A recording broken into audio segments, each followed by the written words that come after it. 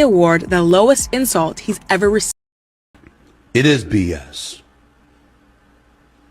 And I get a lot of people want to pile on and they want to jump on it because you have your own individual feelings about me. I'm here to tell y'all are entitled to that.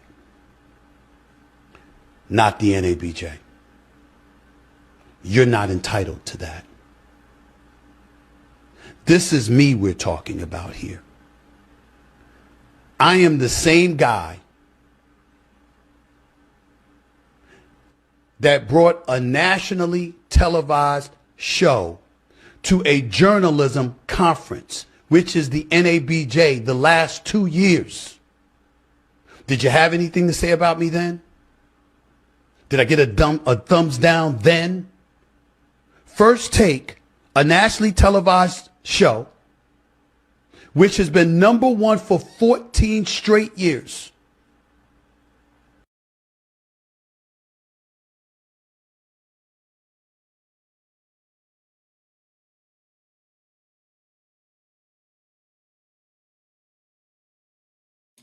Jeff, you're muted, my friend. Yeah. What's going on, everyone, and welcome to another episode of the Men's Table. I'm your host, Jeff St. James, and we have Dr. Will in the building, Mr. AJ Rants and Reactions, Mr. Darwin McPherson, and the real Stacey Prince is going to join us very shortly. How you fellas doing, man? Doing good, Dr. man. Will's probably still happy with that Knicks win. I was rooting for your boys, man. And I'm by default, I'm a Sonics fan, but I don't have any Seattle Sonics. What? Because I am a Spurs fan because I went to grad school down in San Antonio. So I'm technically a Spurs fan, but I was rooting for the Knicks, man. So your boys did good. So yeah, I'm doing well. Okay. That sounds like you pick, people with speech impediments. Nah. Yeah. And shout out to real I have a Stacey slight Prince. speech impediment, so a slight. Stacey Prince pulling up in the building as well. And everybody, if you're currently watching, I see on my end, we got about 230 people concurrently watching. So if you have not done so, please make sure that you like this. Make sure that you share it with at least 2, 3, or even 4 people. And make sure y'all comment and let us know that you're here and in the building. And if you have any questions or comments that you want to make sure for sure, if you just want to show love, feel free to hit that super chat button. So, y'all, we got Stephen A. Smith is making the news. Let me go ahead and remove this and put this up. And apparently a lot of people are basically saying that, he's getting the thumbs down award from the National Black Journalist Organization. And it seems to be more so in reference, especially to what they claiming is his disparaging comments about high-profile Black women. And I want to see, what are your initial thoughts about all of this? And let's, Dr. Will, you can start if you like, or Stacey, since you guys are some of our more or newer guests.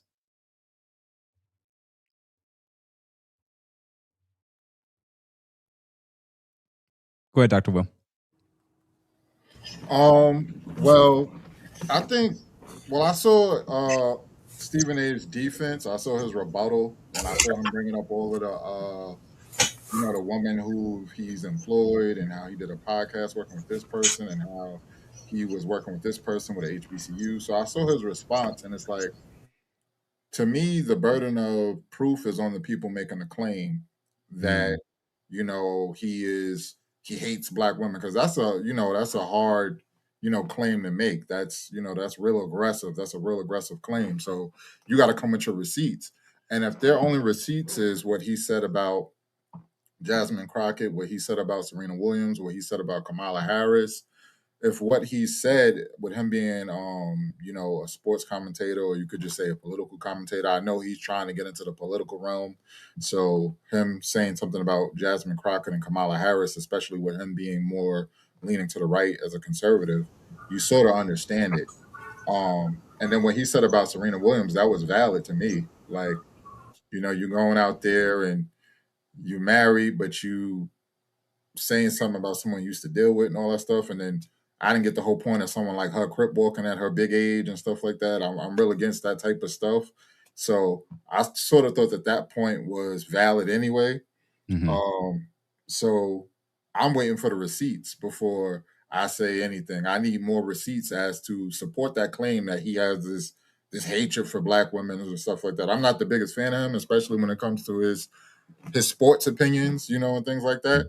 But I'm not going to just jump on a bandwagon and say, yeah, get him. I'm real big on being objective and, being fair. So I need some receipts to support it. Okay. What about you, Stacey? At first, all respect to you guys, man. I appreciate you having me on the show today. Brother Darwin, I'm already familiar with him, and the other brothers, much respect. Ask a Brother podcast. I appreciate it. I pretty much agree with what the brother Dr. Will said. Like, when we throw accusations out there, we must have something that substantiates the claim that we have, right? I think that we're in a space right now to where saying anything about African American women is just terrible. I mean, anything, things that are on camera, things that you can see. I believe that a lot of these things need called out. I was utterly embarrassed when I saw Jasmine Crockett crip walking in Capitol Hill. We already have strikes against us. People even make lies up on us. Durst, we give them further ammunition that is actually true. I think the way that they come at Steven Jackson is based on not so much as the things that he says have no merit, but probably because they're not hearing him say amazing things about them. You know what I mean? Which we don't have to do that. If we have a legitimate critique, we can say it without bringing up how amazing you are as well. You know what I mean? So, when I see Steven Jackson, I say uncle. I don't see Stephen A. Smith. I'm sorry. When I see Stephen Smith, I see an uncle. I don't see, and I could be wrong, I don't know, but my perspective, I don't see him selling out.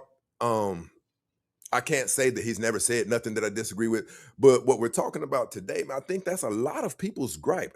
We have judges who have been African American women judges who have been arrested outside of nightclubs. What is her name? Tiffany Hart, I forget what it is. She was a mayor, I think, in Illinois. Tiffany Henyard. What is it, brother? Yeah. You said who? Tiffany Henyard. That's what it is. Yep. Yeah, listen. Sometimes, they even did a reenactment of the Martin show when he carried that dog around, stuffed dog.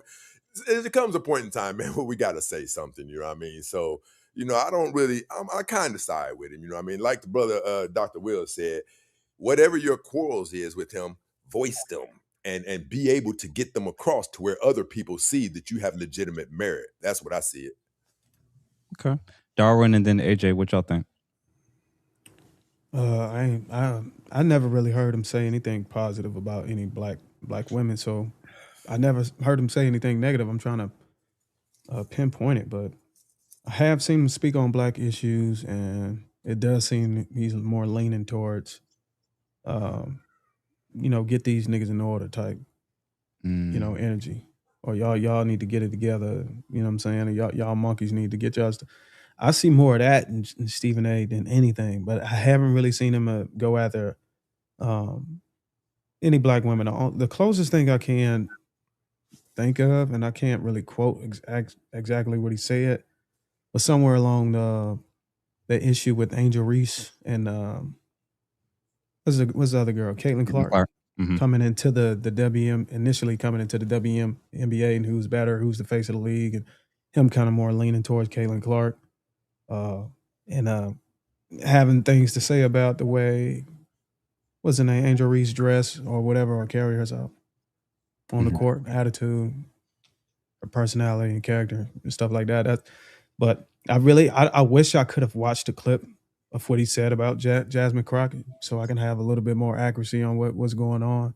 But that's all I got for right now, guys. Okay. AJ, what you think? So I'm not the biggest Stephen A. fan. He has some crazy takes in sports. And I think that sensationalizing language he says when it comes to that is politics. It kind of bleeds over and you kind of just roll your eyes, But I think the issue is, call it journalism, call it media. Non-black men are allowed to Simon Cowell and say all types of crazy stuff, and they aren't judged for it. Kevin Samuel said this exact thing where white men, Asian men are allowed to actually express themselves, but us black men can't. You know what I mean? And if you think about, was it media? the workplace, anything else, you got men competing against other groups of men. And it seems like us black men are the only ones where we're in the ring fighting the white man, the Asian man, or whatever. But we got to look outside the ring at the woman and be like, is this okay to throw this punch?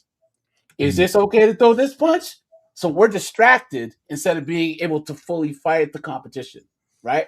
And then there's another thing that if you look at like hip hop and rap culture, it's one of the only genres of music where they say, oh, such and such fell off, right? So you'll have like Darwin make an album, it'll be out for like a year. His tour is over, and then, oh, well, Darwin, he ain't had an album, he fell off. It's like, wait a minute.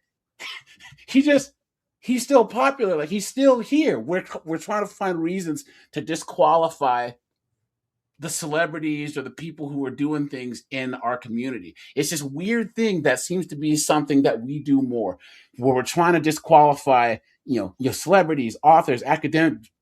We're trying to find something to kind of bring them down a peg. And I think that the woman in that clip said, well, I know he ain't going to talk about and listed all these positive things he's done and then say that's all null and void because of something they think he said. So it's like, why even do anything then? Why do all this positive stuff if one negative comment that they think is negative can just disqualify every single solitary thing you've ever done, and now you're nothing? It's crazy. Man, we gonna get to that. Mumia, are you there? I don't know if he's there right now. But Darwin, you know what I'm going to do? I'm going to play one of the things that he actually said about at least Jasmine, to see if the way in which he's framed and how people are describing him every time he gives his criticisms, if it even holds weight in comparison to what he's actually said. So let's play this. Crockett chooses. Let me get that off the screen and then do boom. Express herself. I'm like, is that going to help your district in Texas? Aren't you there to find a way to get stuff done as opposed to just being an impediment to what Trump wants? How much work goes into that?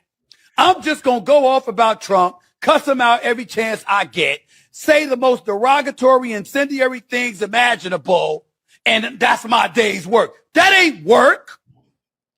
Work is saying that's the man in power. I know what his agenda is. I'm not exactly in a position to stop him since the Republicans have the Senate and the House. But maybe if I'm willing to work with this man, I might get something out of it for my constituency. Because like Joe Manchin said, he's there to represent, or was there for 15 years to represent, the people of West Virginia. She's supposed to be there to represent the people of Texas. I don't know. Maybe that just sounds ignorant because it's so simple. But it ain't that damn complicated. We make it complicated.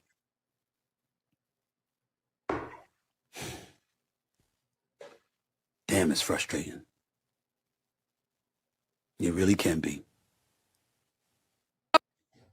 I don't know if you would categorize this as a third rail or a pitfall, as you describe, but in your book, you talk about how when you were first starting with, quite frankly, you were concerned that the Black community might see you as a sellout, as an Uncle Tom. And as you know, some of those criticisms have come about lately. And I want to just play a quick clip to get your reaction. Sure.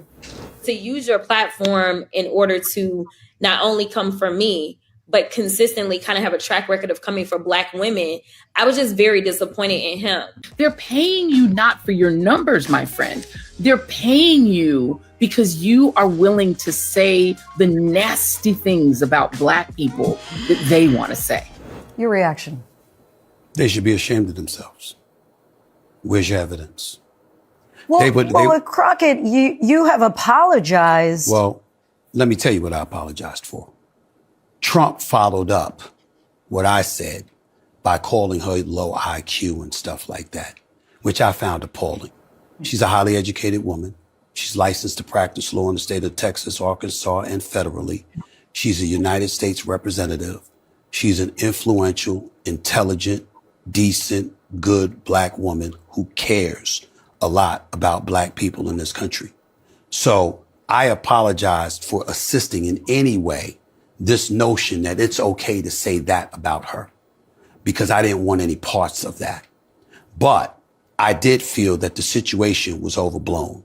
I was simply saying, is cursing the president out and calling him a piece of on national television or in front of a national audience going to help your constituency? I wanted to know the answer to that question. You know, it's not just Joy Reid and... Let me say something about Joy Reid. Let's get this out of the way. I don't know this woman. I've met her one time. I shook her hand once. I've never spoken to her in my life. And she's responding that way because when she got fired by MSNBC, her show got canceled. I spoke on it. And what I said was, she is a talent, highly intelligent woman. I respect her. The issue, however, is that if your numbers drop 47% and you are black, in this culture that we're living in, did you really expect something else to happen? Of course they were going to do that to you. I'm looking at it and I'm saying, okay, I get what you're saying and you might be right.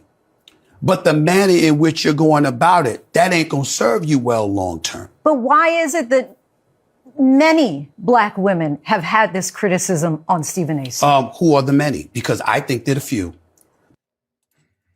All right.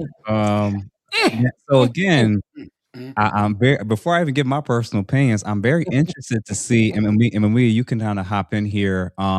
This is what they're using as an argument of him being very disparaging towards black women specifically. Now, the argument is twofold, I think. There's an argument that they're saying that he's been doing this for years towards black people in general, and that more recently, over the last 2-3 years, pretty much right around election time for presidential election, with his critique of former Vice President Harris and obviously Jasmine as well.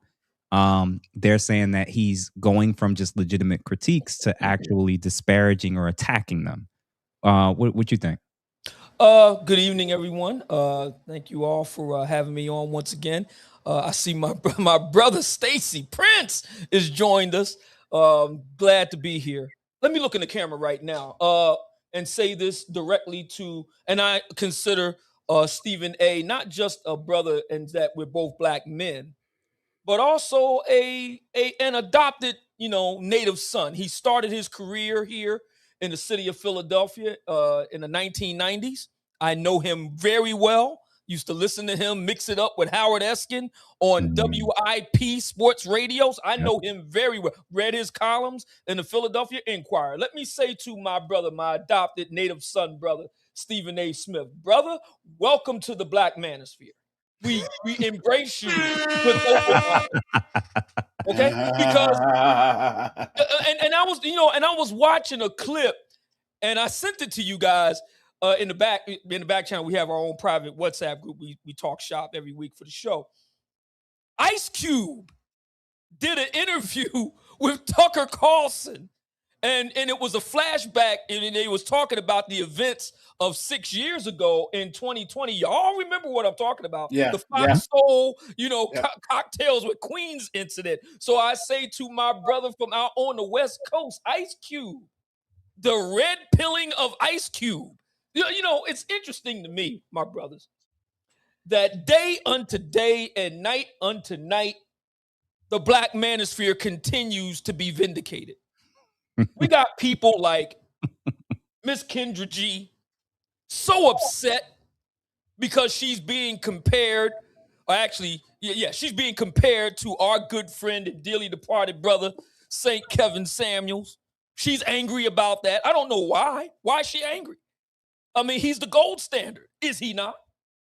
Is he not the gold standard by which all in our space are now measured? He is akin to Michael Jordan. I mean, that's, Kendra G being angry that she's being asked about the comparison between her and Michael and Kevin Samuels is like LeBron James being angry about being compared to Michael Jordan. I mean, come on, man. What are we doing here? And it's the same thing here with our brother, Stephen A. Smith. Let's be clear about something, my brothers. There is absolutely no evidence, none, that was presented by the National Association of Black Journalists. not black activists, not black ideologues, not the National Association of the Black DEI Group. No, the National Association of Black Journalists. They presented no evidence that Stephen A. Smith has betrayed the ethics and canons of good journalism. They presented no evidence. None. This is a smear job. This is a DEI hack job. That's what it is.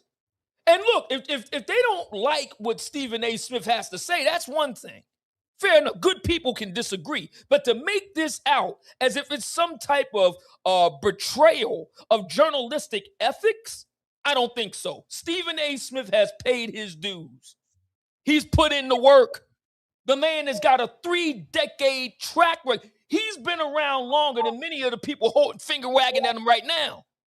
Okay? His byline goes way back. He put in the work. Now, you can disagree with them. I don't always agree with Stephen A., but I will always respect his professionalism. Brother wears sharp suits. Sharp. You know what I mean? Suited and booted. Professional, successful. One of the baddest that ever did it. And as far as I'm concerned, he is right to say what he said about Miss Joy Reid. I'm sorry, Miss Joy Reid. The truth just has to be told. Ain't nowhere you gonna go in this good country of ours where you have a 47% drop off and you still gonna have a job in the morning. Ain't nowhere you gonna go and do that. That's number one. Number two, with regard to Miss Jasmine Crockett, former Congresswoman, he was right. There's this nasty habit of Democrats on the left, I'm looking at you, Hillary Rodham Clinton, of adopting a black dialect when it comes time to vote. Now they down with the people. She did that. She built the career on this trap persona. We all saw what Kamala Harris did. Yeah, Kamala did the same thing. With Megan Thee Stallion. We saw that. So Stephen A. was right to point all that out. That was not an attack on her as a black woman. If it would have been Jamal there, it would have been the same thing. What are you delivering for your constituents back home? We know what she delivered for them. She delivered a big L because she's no longer a congresswoman, nor is she a senator in Texas. So we know that's what she did. She delivered nothing. Nothing. As far as I'm concerned, Stephen A. Smith, the only problem that Stephen A. Smith, the only thing I can see that he kind of messed up with was they basically baited him with, how often do you beat your wife? They baited him with that. And he should have never went for it. He should have went both feet in with Trump. You ever notice Trump don't apologize for nothing? He don't back away from nothing. He should have stood 10 toes down and demanded that they not, Bishop, what's his name? Bishop Tatum or whatever his name is. I saw him online, running in there. Hey, listen, man, ain't nobody come to see you, Otis. Stay in your pulpit. I'm talking to the sister that heads up the National Association of Black Journalists. Make her present the proof. Make her do it. She's the one that made the charge. She has to be the one to make the proof. Carl Sagan said it best. Extraordinary claims require extraordinary evidence. Make her present the proof. Make her do it. I got a question. Don't you comment nothing. Oh, I hired this person. I hired that person. I love black women. You ain't got to do all that. You got to do all that, brother. Yeah. Because I'm not going to listen anyway. Yep. And real quick, because I want to read these super chats.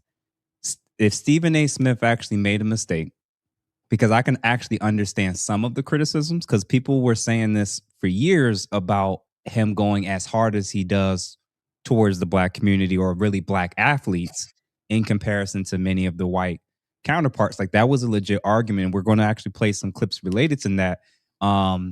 But this idea, and I want to say this to every single black man currently watching, and everybody, if you're currently still watching, feel free to make sure you like this. Make sure you share it with at least 2, 3, or even 4 people. Because when we get to additional clips with his critiques against VP Harris, and even some of the additional reactions and responses from Jamel Hill and Don Lemon and others, Stephen A. Smith or whoever knows him, if y'all send this to him, please share this segment with him or share this entire episode with him. Stephen A. Smith, when you list off your credentials, your what you've done, what you've done for Black women, I hope you know this is your ninja wake-up call. They don't care. Facts. They don't care about your Black daughter. They don't care about the Black women you've promoted, you've advocated for, given opportunities to. They don't. They only care about it until they don't. This was your wake-up call to realize, somebody had put it in the chat, if you want to know who runs the community, find out who you can't criticize. Voltaire. Because for the longest, you've been able to criticize Black men all up and down. Athletes, politicians, different groups or whatever. Now, I've personally seen him critique, let's say, Gavin Newsom, other particular liberals, and some of the insane policies that they have, and even people who happen to be white. But overwhelmingly, I'd acknowledge it too. He's definitely more heavy-handed when it comes to his critique against the Black community and particular segments of it. But let's make it clear, Stephen A. They will throw you out with the bathwater whenever you start putting your time and attention too much on them. And we just played a couple clips of his critiques against Jasmine Crockett, and I'm trying to figure out what was the problem. And what Mamiya just said is accurate.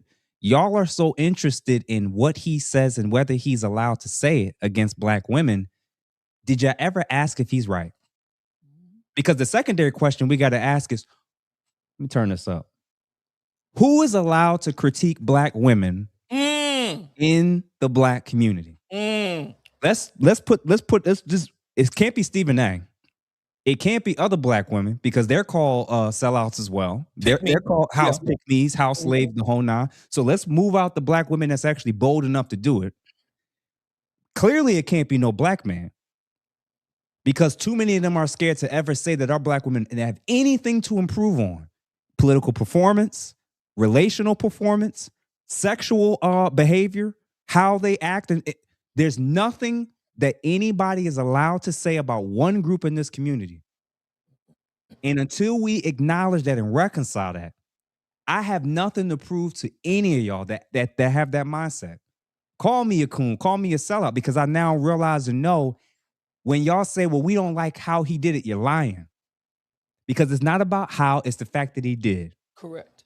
Y'all, and when I say y'all, I don't even just mean the majority of Black women, and specifically liberal Black women that think this way. It's also the men that get behind it and D.L. Hughley and others. They enable this mindset where they're placing Black women at the level of Black Jesus. That's the truth. Valuable. So it's like the Pope hat. It's they don't give a fuck about how many Black women you have hired, have promoted, have given opportunities to. How long you been married to a Black woman? Whether you're married to a Black, that don't mean a goddamn thing. It's very clear and evident. They'll use you until they don't. Because the moment you say, well, I don't like how VP Harris is moving, this is going to cost her the election. Why is Jasmine Crockett moving like this? This is ridiculous. I wouldn't feel comfortable about my wife dancing to come at her ex when she in a whole relationship with me, talking about Serena Williams. Those are things that healthy, straight Black men agree with. But now he's realizing his ninja wake-up call, which is, brother, if you didn't realize it, you can critique LeBron James.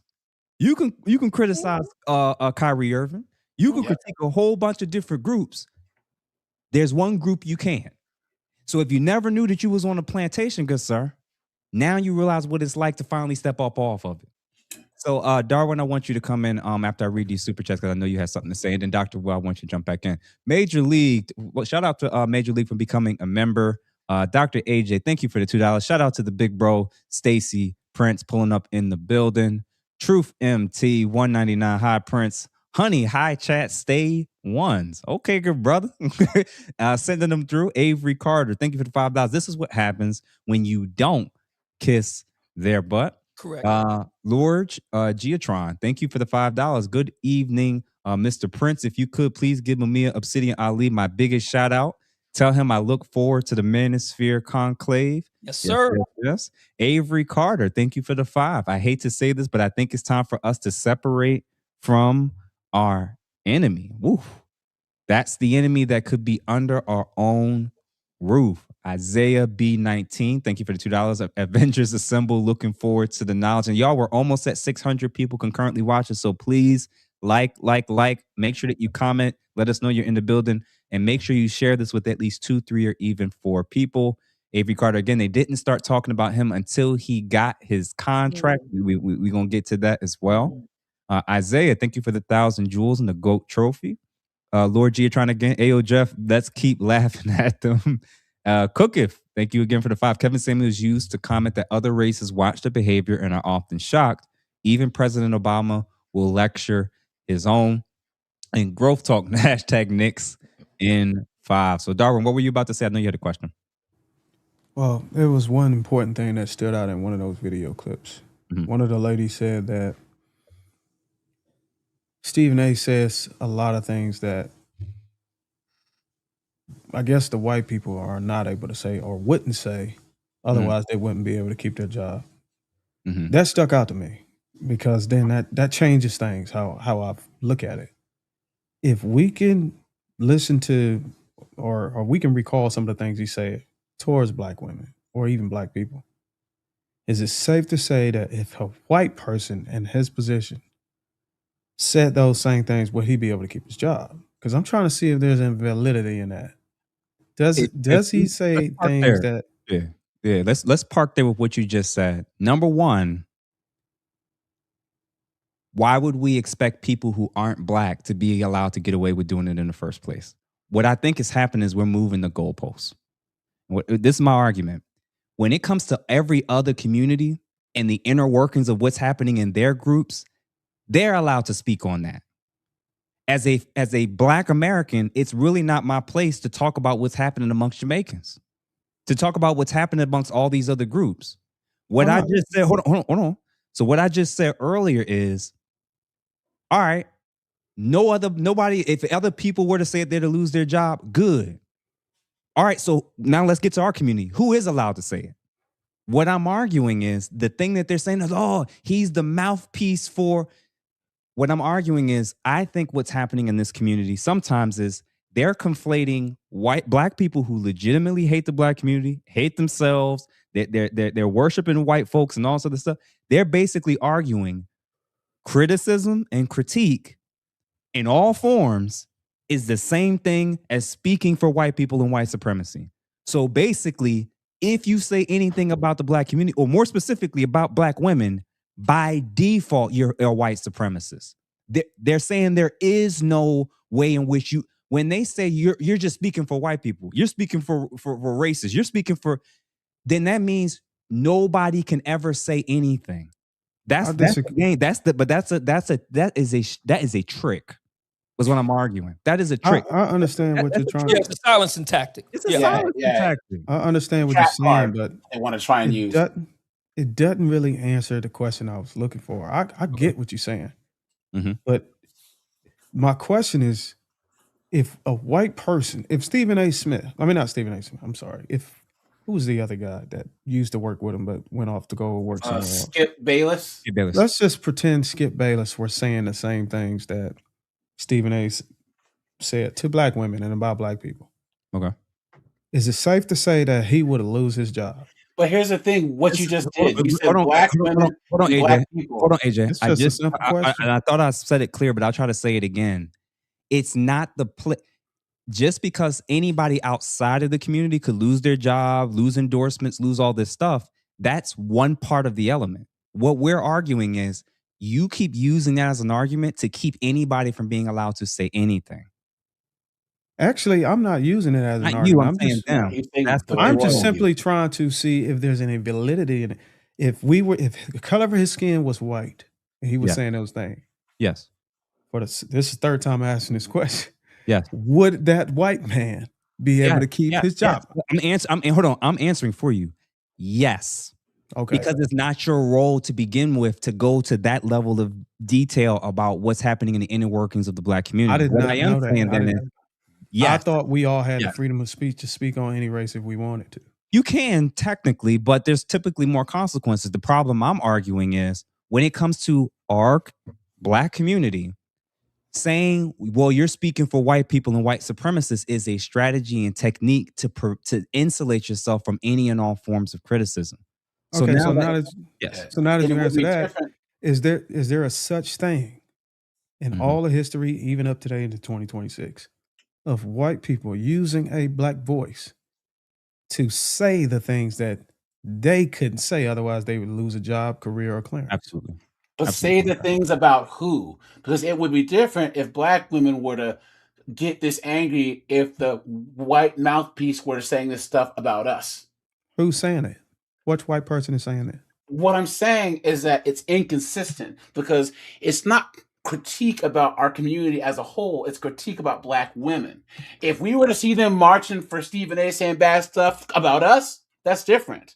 But what if Mhm. they want to be insular and then watch him trash us? They want to, as long as it's Well, us, they don't care. I remember us having a conversation about how even though things are the way they are, there's a number of people that still don't like black people, white us when it comes to Mhm. white folks. Mhm.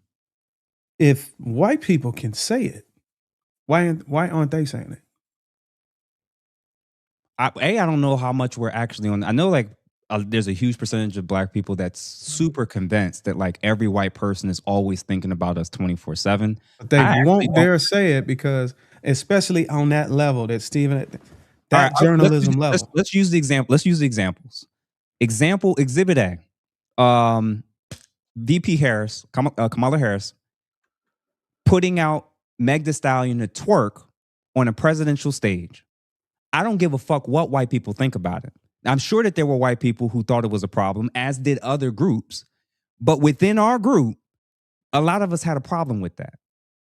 Just by critiquing that and saying that's a problem and that makes us look bad as a group and it makes our women look bad and it makes us not being look like we're to be taken seriously. You're speaking for white people. And I'm like, hold on, bro. Either we're allowed to criticize, like you said, anybody in this community or we're not. Simply the argument of every time I say something y'all don't like about your politicians or your political party, you're speaking on behalf of white people.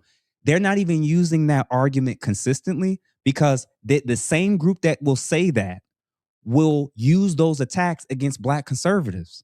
This is why I'm saying it's actually a tactic. They don't even actually believe this. They're literally I get calling it. the same people that are saying you're speaking for white people are calling people coons. But I, Jeff, I Calling agree. people I, house I slaves. I They're think I calling think two people things can sellouts. be I think two things can be true at once. I believe that you can use it as a way to cover yourself and just call people a sellout or whatever. Mhm. You can also use it as a way to you can get a black person in a high position and voice your frustrations through. I think somebody said Officer Tatum in the Yeah. chat.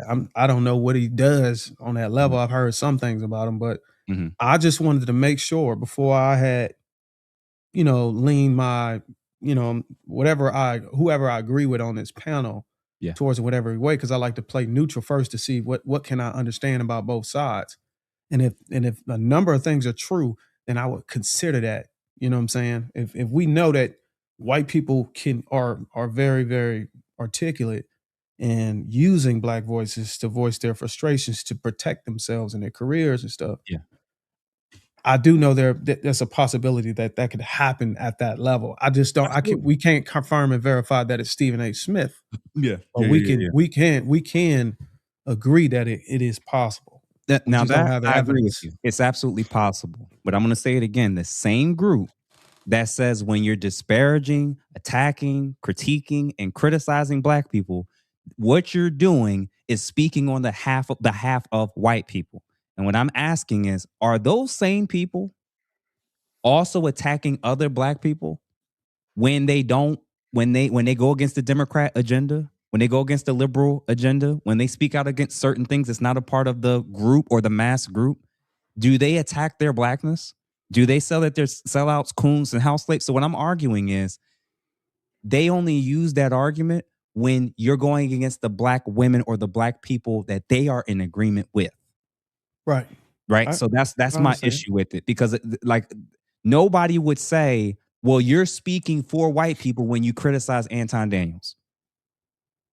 When you criticize anybody who's no longer affiliated with the left or liberals, if you're allowed to free range, criticize them, call them whatever you want. We just saw the cartoon at the beginning.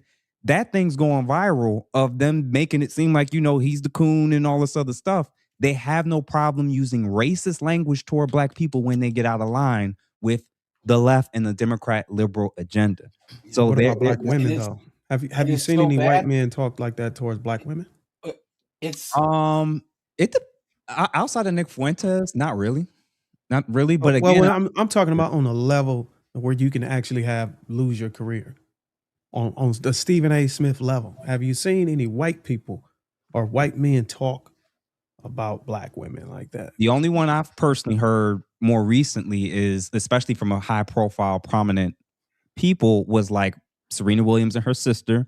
They would talk about how they looked. They would talk about that, just all that whole history. Then Jasmine Crockett, I have seen an influx of white men and women critiquing her decorum, how she carries herself, and using slang on the official floor, and saying like that's ghetto. Not some people say ghetto, but really unprofessional. Why is she acting like that? Why is she using that accent? I have No, it is seen- ghetto. It is ghetto.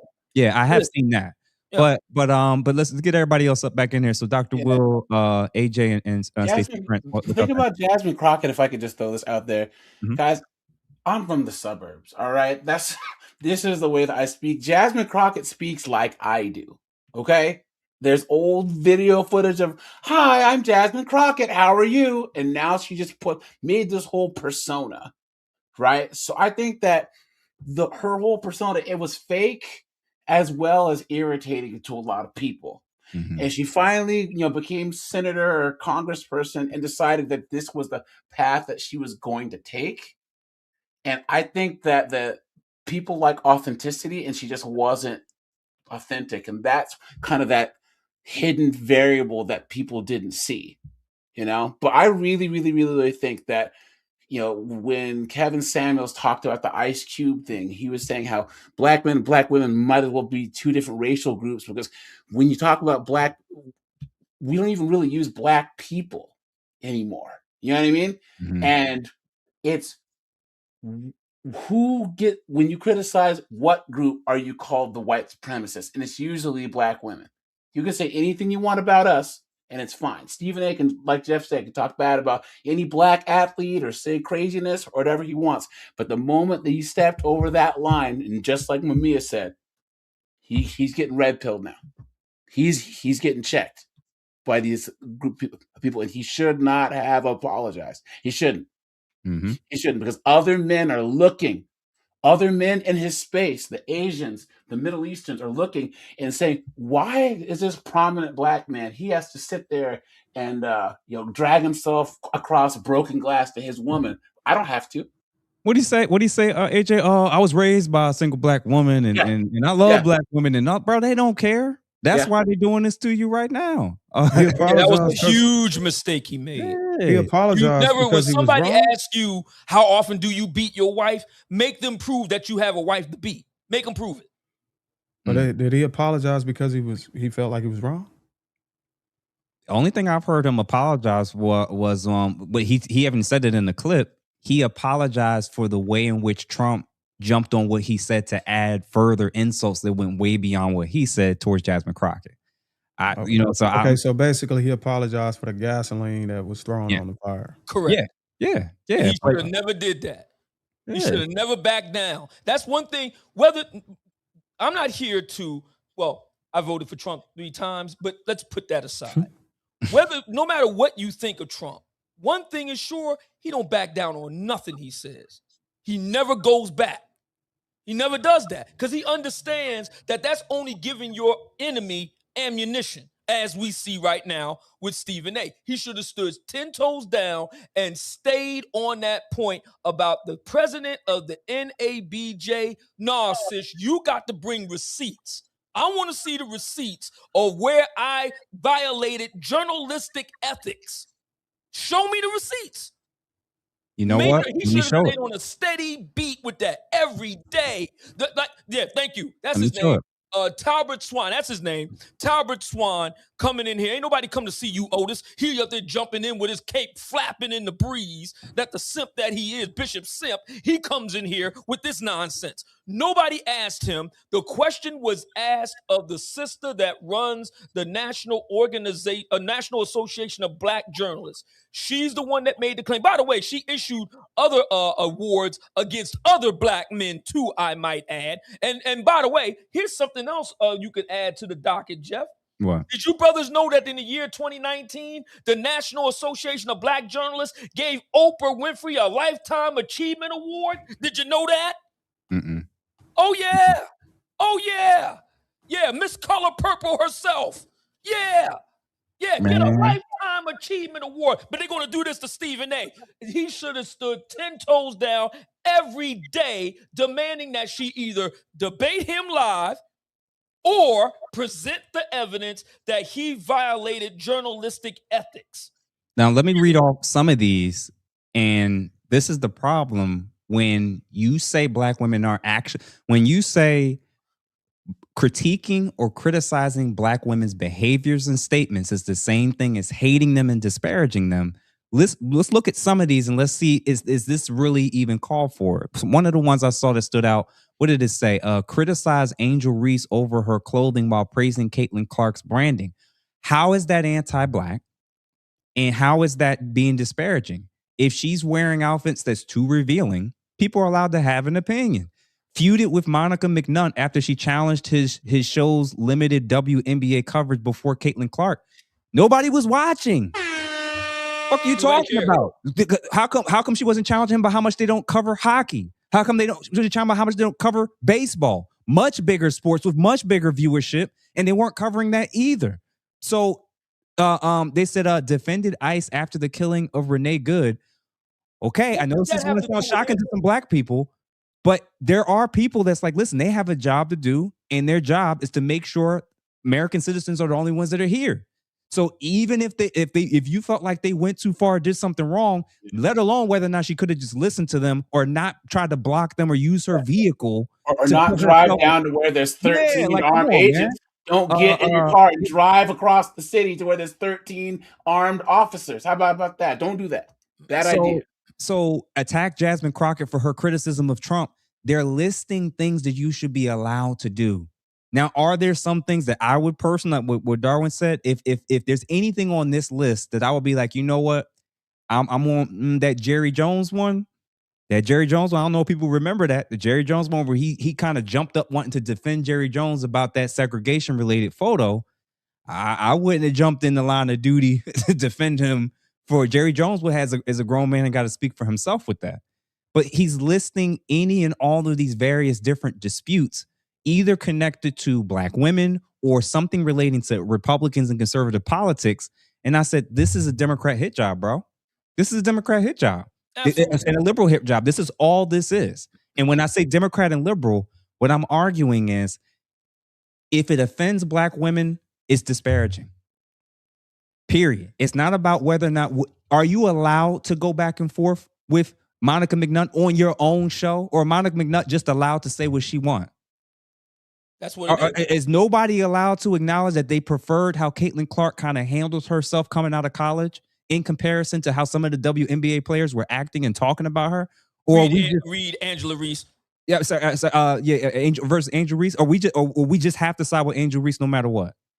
What they're trying to tell you what just happened here in my mind is, if you didn't realize you're on a plantation, you know what? Let me do this. Where's it at? Here's it. Saw that the National Association for Black Journalists gave me a thumbs down award. The award recognizes conduct that harms black journalists. Stephen A. Smith, sports analyst and American commentator. Jasmine Crockett or somebody like that. Ladies I respect, intelligent women, no doubt. But how Jasmine Crockett chooses to express herself, I'm like, is that going to help your district in Texas? Aren't you there to find a way to get stuff done as opposed to just being an impediment to what Trump wants? How much work goes into that? Because if you listen to Stephen A. Smith and you find anything other than some absolute, pure, self-hating, little dick energy nonsense from that half-witted idiot basking in the non-existent rays of his own ignorance. And I also reminded folks, black men revere black women. Self-hating, little dick energy. I think we have to agree that there's a clear through line. We're looking at the forces that make it harder for Black journalists to do their jobs and harder for Black communities to be covered fairly and fully. And also influential commentators whose rhetoric can reinforce harmful narratives about Black people, particularly Black women. I've been very clear that advocacy is central to my presidency, particularly advocacy around Black women. Yeah, there you go. That right there, she said it. There it is. She said, not high journalistic standards, excellence in journalism. We're going to follow the canons of journalistic excellence. She said, advocacy is job number one for me. Yeah, hold on, because Media Man, shout out to Media Man for compiling this together. By the way, I love the usage of adjectives. Soft Black man, the safest man in America. He listens, he validates, and he never disagrees. Unless it's about your self-care. He's strong, but not too strong. Soft Black man. Are Black men not allowed to disagree? Are Black men not allowed to go against the grain and believe something different or critique somebody in a position of power that is a Black man or a Black woman without getting his head bitten off, without getting insulted? My job is to protect Black men and the Black man's ethnic image. Stephen A. Smith is a Black man. So I don't understand why the Black community is not comfortable with Black men disagreeing. Stephen A. Smith just had a critique. He didn't insult that woman. He didn't call her out her name. He just disagreed. So that's why I said, Stephen A. Smith, you better not apologize.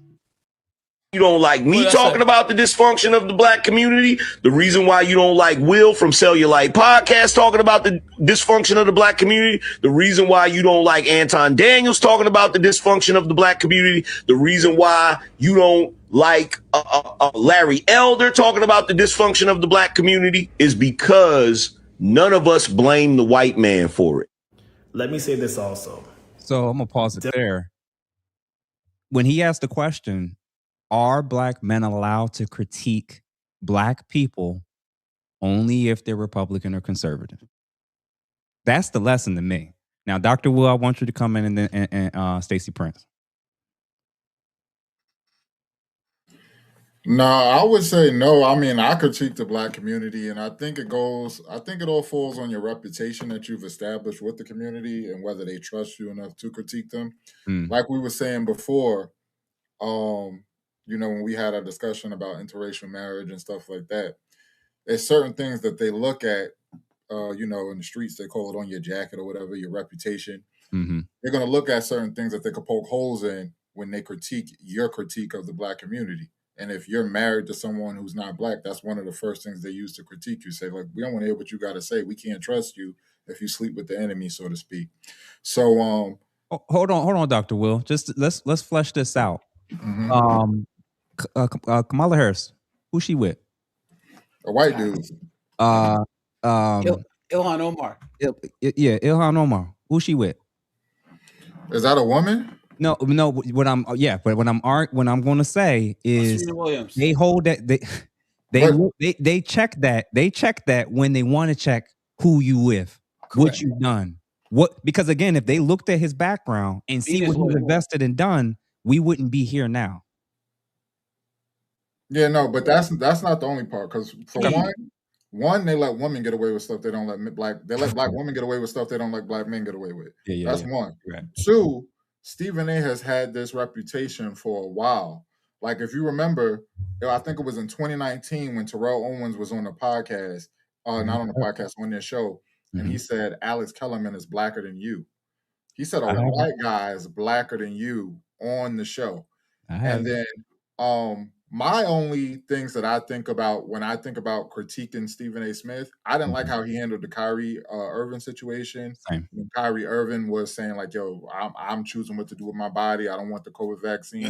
And him calling him stupid and all of that. He apologized like about, a month ago or a couple weeks ago for that with the new information that's been presented. But calling a black brother stupid and stuff like that, barring the situation where he just like, yo, I'm not letting you put that in my body and stuff like that. With him being educated and knowing the history of black people in America and him knowing about the Tuskegee experiment and all of the stuff that I know he knows about, why would you then be trying to pressure a black brother into doing something like that? Like for what? When it's not necessary. And now we know that Kyrie was right. So now you're going to backtrack 4 years later and apologize, but at that time is very detrimental to what he was doing at the time. And another thing I remember him saying, these are just off my head, some of the things that were troublesome to me, where we look at him and we critique him. He said, when I wake up in the morning, one of the first things I think about is how to make my bosses more money and how to get some of it. So then the black community is looking at him, and him being a black man, knowing he has these white bosses. The first thing you wake up and think about is how to make these bosses more money? With all of the stuff that's still going on in the black community and things that we got to fix and how we trying to grow, the first thing you think about is how to make them more money. Hold on a second, Dr. Will. Hold why on. would you say? Hold on. Yeah, I want to hear Mamiya respond to this, because it's like, if most people don't acknowledge that, isn't that what motivates them when they first wake up in the morning? Thank you. To make my bosses more money? No. Yes. You are there. I mean, that's what you're there for. No, the employer-employee relationship. Yes, You're trying to literally. get as much money out of your boss for the least amount of work, and they're trying to get the most amount of work out of you for the least amount of pay. That's how it works. That's how it works. I'm not thinking about how to get my bosses more money. You taking your black ass to the job to make the money. To make me more money. Yeah, so by default, I'm like, even if you're going to make money for yourself, you also are making them money. So I'm just like, and that's what's motivating you to work there, to wake up at 6 a.m. to do that.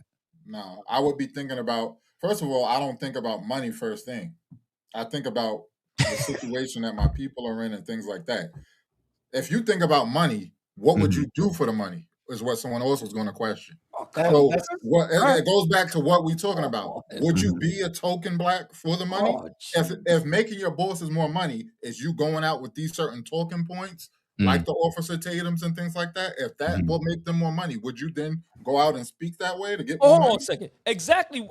First of all, bringing in, this is the mission creep. Bringing in Tatum. Tatum, we can come back and have a panel about Officer Tatum on his own merits. We're talking about Stephen A. Smith. And listen, man, when I wake up in the morning, I'm self-employed, Black Manosphere Conclave, I'm an author, I'm thinking, how can I write better books to get black men to buy? How can I do a better podcast to get black men to buy? How can I partner with other black men to get other black men to buy? That's what I'm thinking about all day and twice on Sunday. When I was working, when I was in the work world as a skilled tradesman, my job was to make the company money.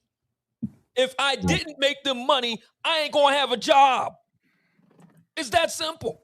My job as part of the production team, or my job as a skilled tradesman on the production line, was to make products and goods that people would buy in the market. If they don't buy it, I ain't got a job. It's that simple. If you're not trying to make your boss money, you can either start your own business and be your own boss and do what you want, or you can walk the earth like Caine from Kung Fu. That's what I am. I'm a boss. I started my own business. So I would think people would be thinking about financial freedom and starting their own business. You could think about making yourself more money without thinking about making some white man more money. Well, the problem with what you said is when you said you don't think about money and you say you think about your community. I said I don't think about money first. The problem with the black community is they don't think about money first. Facts. That's been plaguing us for hundreds of years. If we would actually think about money first, we wouldn't be in this situation. And we would think about behavior. Now, Dr. Will, Dr. Will, I have a question for you in relation to what you're saying. Do you hold him to the standard of, because I would work with people if they say they feel conflicted. They've seen problematic components of Stephen A. Smith, but they've also seen him do really good things and advocate on the behalf of black people? Or do you and others only see him through the lens of being a mouthpiece and weapon on the behalf of his white employer / white supremacist? And the reason why I ask is, like, because when he was going to bat for like Shannon Sharp and getting him the bag, getting him the opportunity, and many of these other black, this idea that like so many of the black faces that we've seen on ESPN were not at all connected to Stephen A. Smith advocating and pushing for them. That also is a part of his legacy too. And I'm like, I'm comfortable with people being like, listen, brother, you go too hard on black people. You go too hard on black male athletes. You didn't go hard enough on Aaron Rodgers. How do you have this energy for Kyrie Irving, but you didn't have it for Aaron Rodgers with his stance? He had the exact same stance and you didn't have that to say, and you wasn't calling him out. There's room there. And I could be like, you know what? Both those things could be true. But what I don't like is this whole idea of everything he's done for every black person he's done it for, that don't mean nothing. You just a sellout coon and token. I'm like, that's not reality to me. What do you think about that? No, I definitely could see, like, I think people should acknowledge if a person has done, you know, good things and bad things. I think if, you know, if there's a balance, I think you should acknowledge both. Okay. That's why I was saying it points to what his reputation has been. He has had this reputation for the longest. He's already been like considered and put into that coon bracket, so to speak, to where a black man will get on his show and say a white man is blacker than you. That would never be said to me because of the reputation I've already established. Certain people have established reputations within the community with how we speak, with how we critique. So when we're critical of the black community, when I'm talking about gangs and I'm talking about drugs and I'm talking about black women behaving ratchet and doing certain things, you're not going to say that to me. They're just going to come up with another way to like criticize us. You know what they say to us, the same thing that they said to Kevin Samuels and stuff like that. It's no longer you a coon, it's just now you gay. Wouldn't they say that about you just based on you using proper English? Wouldn't they say the same thing about the way you're dressed sometimes? They'll say you selling out and you acting this way. Like haven't they not off of that. I have a question for you. Dr. Will, do you ever think there's any possibility at all where, like, I don't know, there's some picture of you next to some white chick like Michael B. Jordan where there was some picture of him, they ran with the narrative or whatever. Do you think there's any scenario where a narrative like this can be started about you? True or not, with the way that we see these women, because you see men defending Stephen A. You see women coming after him, all saying the same script, the same talking points. Can you imagine a scenario where this happens to you? With an AI picture, yeah. But even then, hey, you as a black man, that's all it takes. I need to say something though. That's all it takes these days. Before you do that, I got to go back to the coon bracket. What? He actually said a coon bracket. What the hell is a coon bracket? Hold on. What Dr. Will is saying, I've heard it. I've heard him. The Terrell Owens clip. The guy in the video just listed off a bunch of people. Larry Elder, all of those people, Antoine Daniels, all of those people are labeled as coons. Yeah. That's what the coon bracket is. That's what the coon bracket is. Yeah, it's a certain group of people where you're like listed as a coon. Like you're there. We don't trust you. You're just a coon. It's a bunch of them. Well, I want to say something, man. I think I spotted something else. And I've just been thinking about this whole thing on how are they being meticulous or are they being intentional on who they actually scrutinize? Come on. People like Stephen A. Smith, when they scrutinize people, who are they doing it? And the thing it's just an opinion. It's just a hunch. What if it's any black man, any black women that don't match the decorum, the precedents that was set for how you're supposed to behave in the light? And if anybody dress a certain way, anybody crip walk, anybody talk slang, anything, these are dogs that are going to be unleashed on you. And it's like they're on assignment. And that's just what I'm seeing. Like, I wonder first of all, I wonder if Stephen A. Smith was around when Allen Iverson was in the league and he kind of changed the decorum.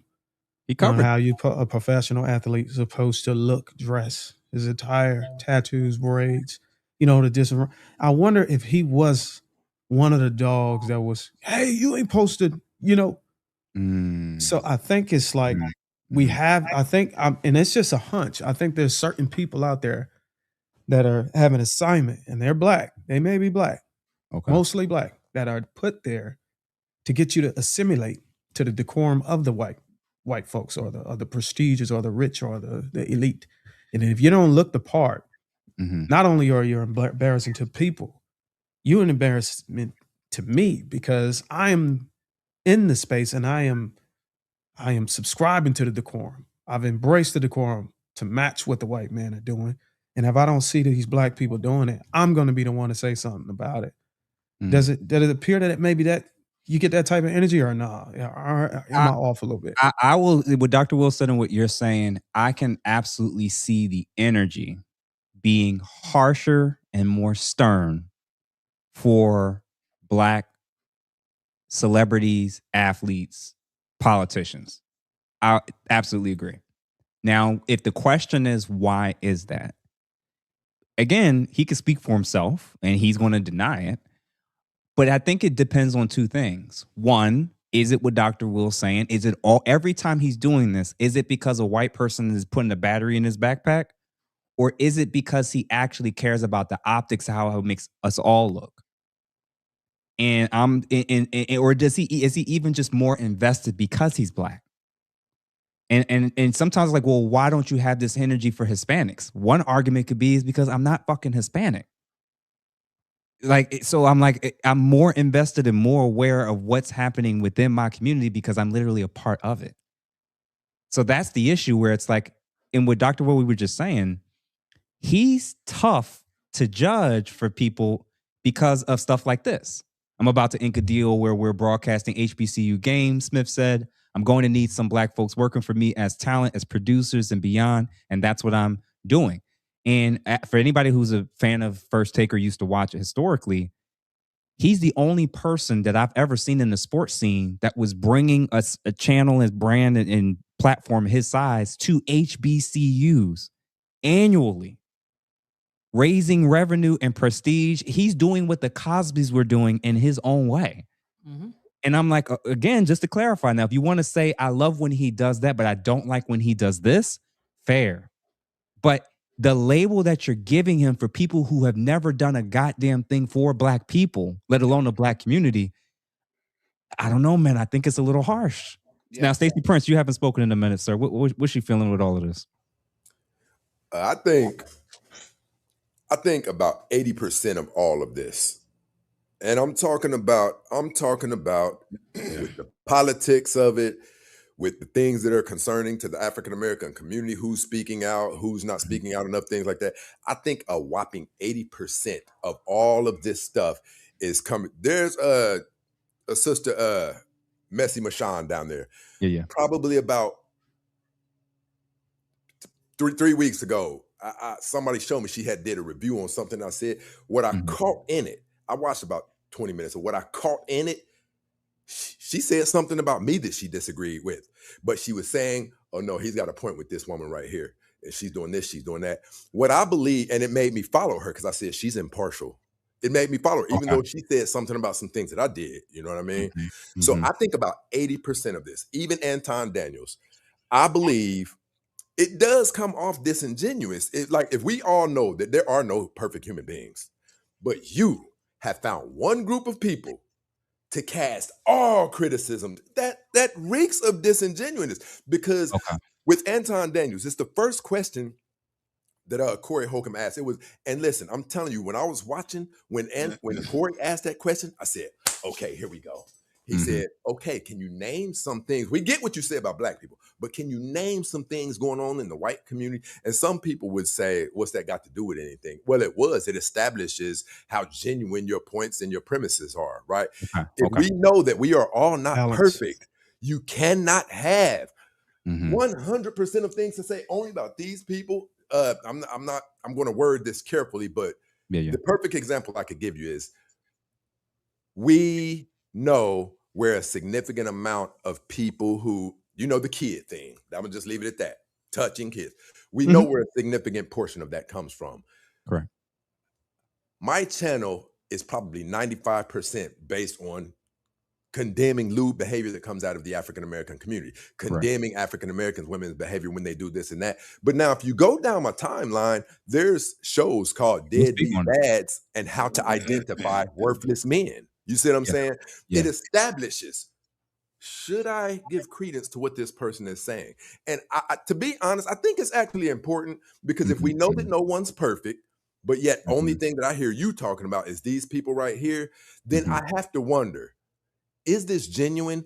It even affects me. When I hear people go on one side, that's why, listen, I have went intentional. I barely know what the left is. If someone were to ask me, I just barely know. I saw what that stuff does to people. When they get involved in these politics, it changes people drastically, right? And you'll have someone saying, liberals, liberals, liberals, liberals, liberals, liberals. Okay, I'm hearing you. I'm hearing everything that you're saying. The right, the right, the right, the right, the right. I hear it all, right? But if people see that there is no impartiality in your conversations, then it makes it more difficult, because this information, the things that we hear, is supposed to be to better us. It's supposed to be, if I'm listening to Ask a Brother podcast, I'm trying to, find out how I can do better by women. And it's really important to me. Man, I suck with women. It's really important. I need this. I'll pay Jeff. Can I get a one-on-one? But in order for me to invest that much in Jeff, man, I need to know, man, that you're authentic and that your information is legit. How do I do that? I see that what I tell people about me, mine's is not about men or women. Mine's about right or wrong. And hopefully people can see that, because then they will know, well, okay, he doesn't just get on women, he gets on men too. And I think that's 80% of what we're going through. That's the issue that I have with Anton Daniels. That stuff is actually big, man. You know what I mean? Because I need to know that your information, I can rock with it blindly. Well, you know what I look, mean? Stacey, you also got to compensate for whenever you start talking about creators, content creators. This might overlap with journalists too, depending on how they're studying the algorithm in terms of who's viewing that TV network or where it's broadcasted to. The best practice, and you a YouTuber yourself, most of us on here are YouTubers. The best practice is to lean towards where audience retention is getting. And I can't tell, I don't think there's anybody that can convince me otherwise that Anton Daniels not only does it, but has probably mastered how to lean towards, okay, my audience wants this. This is what I'm going to represent. I don't care if I got to push it into my own character and it has to come out in my voice into a microphone. There's a way to win. And if that's the way, and you get to 1 million subs, or you become a five-figure earner per month, a lot of these creators are gonna do that. So you might want to call it. Are you condoning that? It Am I sounds more condoning like it? selling your soul to me. Well, I don't know if we can call it selling your soul, but I would call Saying it anything for my followers is not selling your soul. Well, I don't think it's saying anything. I think it's saying something specific to get the repeated outcome that you've been able to get as a creator in terms of views and retention that turns into revenue. It's a desired outcome play that comes in it as a content creator. And I think as anybody in business, if your audience actually has a significant impact on what you actually say, if you want to be great or you want to be relevant and you want to make something of it. You have a lot of content creators that don't want to get on board, and you see their channels are plateauing. But the ones who are excelling are looking at their audience and they're saying, look, I'm going to give my audience what they want. And they're creating that loyalty between them and their audience. So Stacey, hold on, Stacey, with what you're saying, if you're saying that Anton and Stephen A and others, or even me and myself included, I'm sure I get the label too, of you're not even-handed with your critiques across the board. And I'm like, which platform, which channel, which news station that you know of that builds an audience and can retain it does that? Because my stance is that's typically not what's happening. You may start off balanced. Maybe you start leaning more 70-30. So Anton, as an example, when you mentioned that question, when I have watched Anton, the two particular things that stood out to me of his critiques where you would say, well, this is not just about Black people, would be specifically liberal white women and all of the different things that he thinks that they're pushing, that they're agreeing with, he blames them for the state of the country. He blames liberal white women more than anything. He says they're arguably the most destabilizing group in the country. As much as he talks about black people, number one, he says, is liberal white women.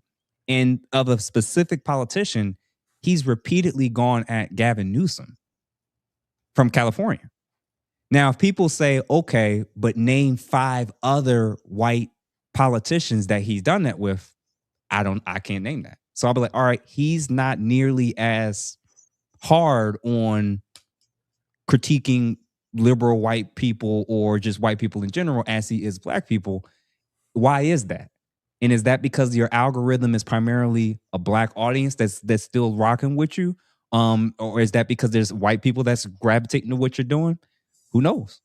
But I understand what you're saying about, like, if Stephen A comes off where he's only has this energy for black athletes and black celebrities and black politicians, and specifically though, and I'm like, is it just that, or is it more so he has a particular viewpoint when it comes to, he considers himself a Democrat, like he's critiquing the person that he voted for Kamala Harris, and he critiqued her as well.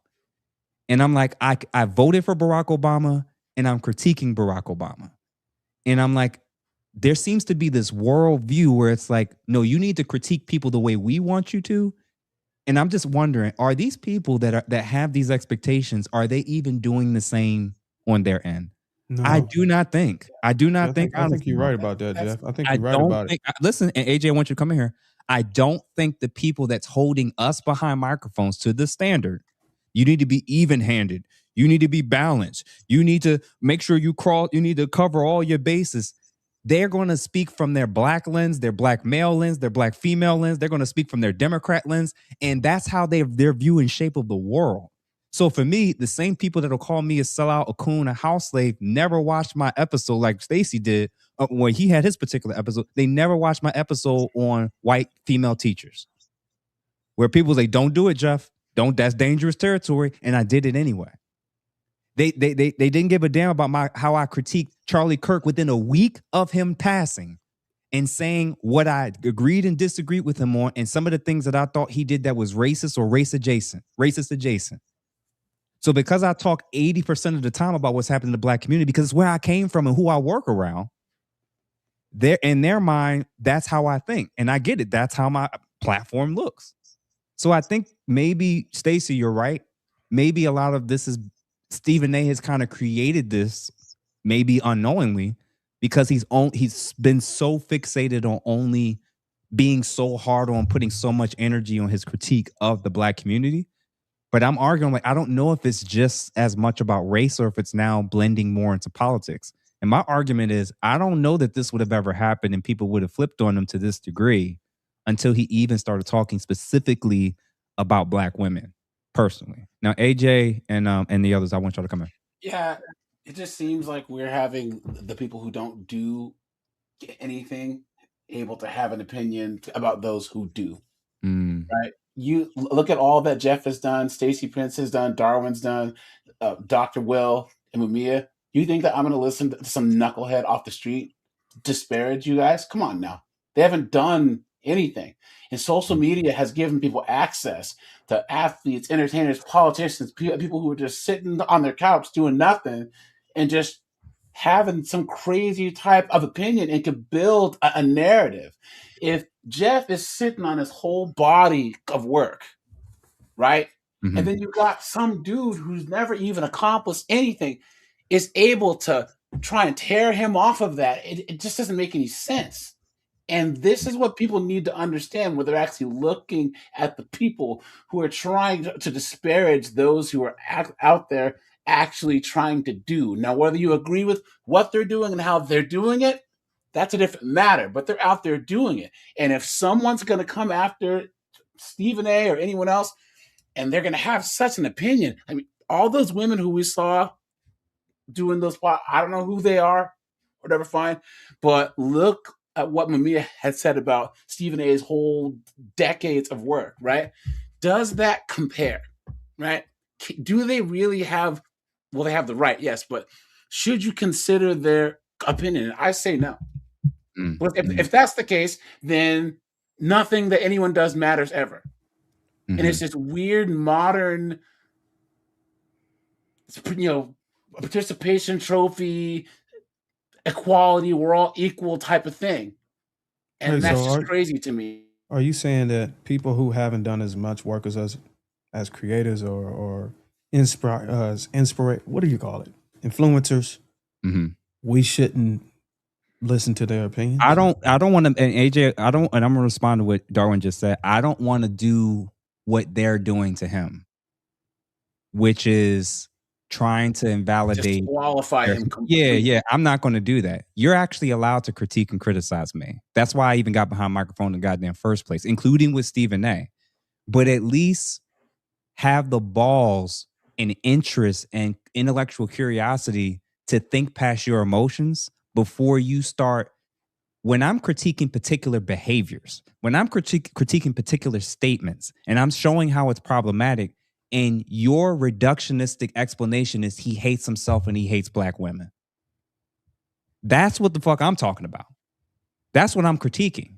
And I'm saying the guy that critiqued VP Harris also voted for her. So he's saying things in real time. The elections are going the way he's saying.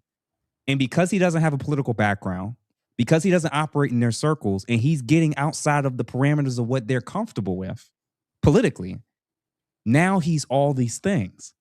And I'm like, okay, man, I'm calling a spade. There's a political bubble hierarchy where the further up you go, the more insulated you are from criticism and critique. Did Barack Obama do everything right politically by us and for the country? Or did he do some things wrong? And if he did some things wrong, and if you disagree with him, why are so many black people scared to say what it is out loud? Why are there stances that the current DNC has that y'all know goes against y'all faith, y'all religion, y'all upbringing, y'all tradition, even your personal views, and y'all scared as fuck to say it out loud? Y'all know y'all don't want biological males playing in the WNBA, and you won't say it because of the plantation mindset. He's willing to say that. Every straight heterosexual man that has healthy testosterone is willing to say what I'm saying and Stephen A is saying. But most of y'all are scared because you're going to lose your jobs, because you're going to lose your licensure, because black people are going to flip and turn on you, and they're going to start doing and ostracize and calling you everything they can to try to get you to fall back in line. That they'll make cartoons about you being now a coon. So my stance is, if you just want to say whatever black people do, how we show up, just let us do it. That's actually how we got to the position we're in today. Shouldn't people be afraid to lose their job? That's fine, but my argument is, but don't act like you're walking with integrity when you're coming at the people who do have it. That's true. I would say, remind you that because some of us actually have the integrity to actually call a spade, and they actually say something that we actually believe is true. Your ass will just vote for it anyway, even when you know you disagree with it. Y'all know y'all that makes no sense to have people coming across the border and moving into your cities and using your resources and tax dollars. Is that shocking? Well, listen, the people that you hear mostly voicing their frustration or opinion against rainbow stuff that's forbidden in a lot of careers. Is it safe to say that a large or either overwhelming majority of those people are either self-employed or they operating in a way where they're receiving revenue that's not contingent on them having to lose their career? I would say, rather than me picking between that, I'm going to pick between people who are just courageous and people who are cowards. So you didn't answer my question. I intentionally answered it the way that I wanted to answer it. So when I said specifically of, I can't decide if you're working for yourself, you're working part-time, you're working full-time, but I can decide if you're a clinician, if you're a licensed professional therapist, and you have to make a decision and call on whether or not you think it's appropriate for a 12-year-old to go through transition surgery, I'm going to say that's a problem. And I just wish have to get somebody. I'm just going to have to say, now again, you can go to other clinicians, you can go to other psychologists, but you're not going to get me to affirm something that I vehemently disagree with. Even if I rock with that, but I just wish we can point out, because we've said a lot of names, And all of the names that we spoke about that are actually able to voice against it, they are in the category of they don't have that to lose. I just wish I could pinpoint somebody who do have a career or security clearance or something like that. Dr. Will prove me right every time. He's one of them. I don't have my business on the side is I flip houses, but my primary income is I'm an educator. And over the last decade or so in education, they've been really promoting in schools the LGBTQIA stuff.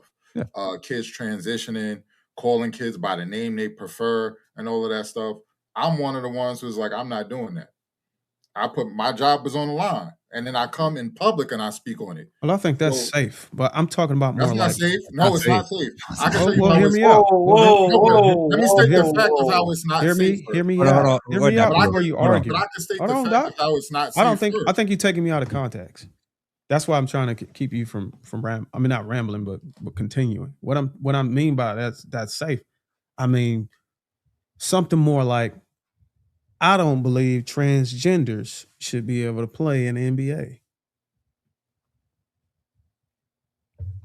Okay. I don't get it. So when I say, are you on a record for that? Yes. Okay. I'm on the record saying that. I'm on the record. I said several times, a boy can't be a girl can't be a boy. I'm not supposed to say that. It's listed in the New York DOE handbook, that guidelines from the DOE chancellor, that we're supposed to call them the name they prefer. You're not supposed to tell their parent because you could be outing them. I told them no. I said, that's wrong. The person that's raising them, you think I'm not going to tell them if a kid came up to me and said, and they're really a female, they're a girl, and they say, Dr. James, I think I'm a boy. I want to transition. You think I wouldn't tell their parent? Hell no. Why would you give me that scenario as if I'm trying to say that you, on your private conversations, that you just happen to stumble upon somebody in an interaction, that you wouldn't tell them that's not morally right? Hold on, Dr. Will. Hold on, everybody. Hold on 1 second, everybody. There are people that are taking the ability and stance of you saying something that's unpopular, even if it's true, saying something that goes against certain groups, even if it's true, and they're coming up with tactics and strategies to prevent you from being able to say it without consequence.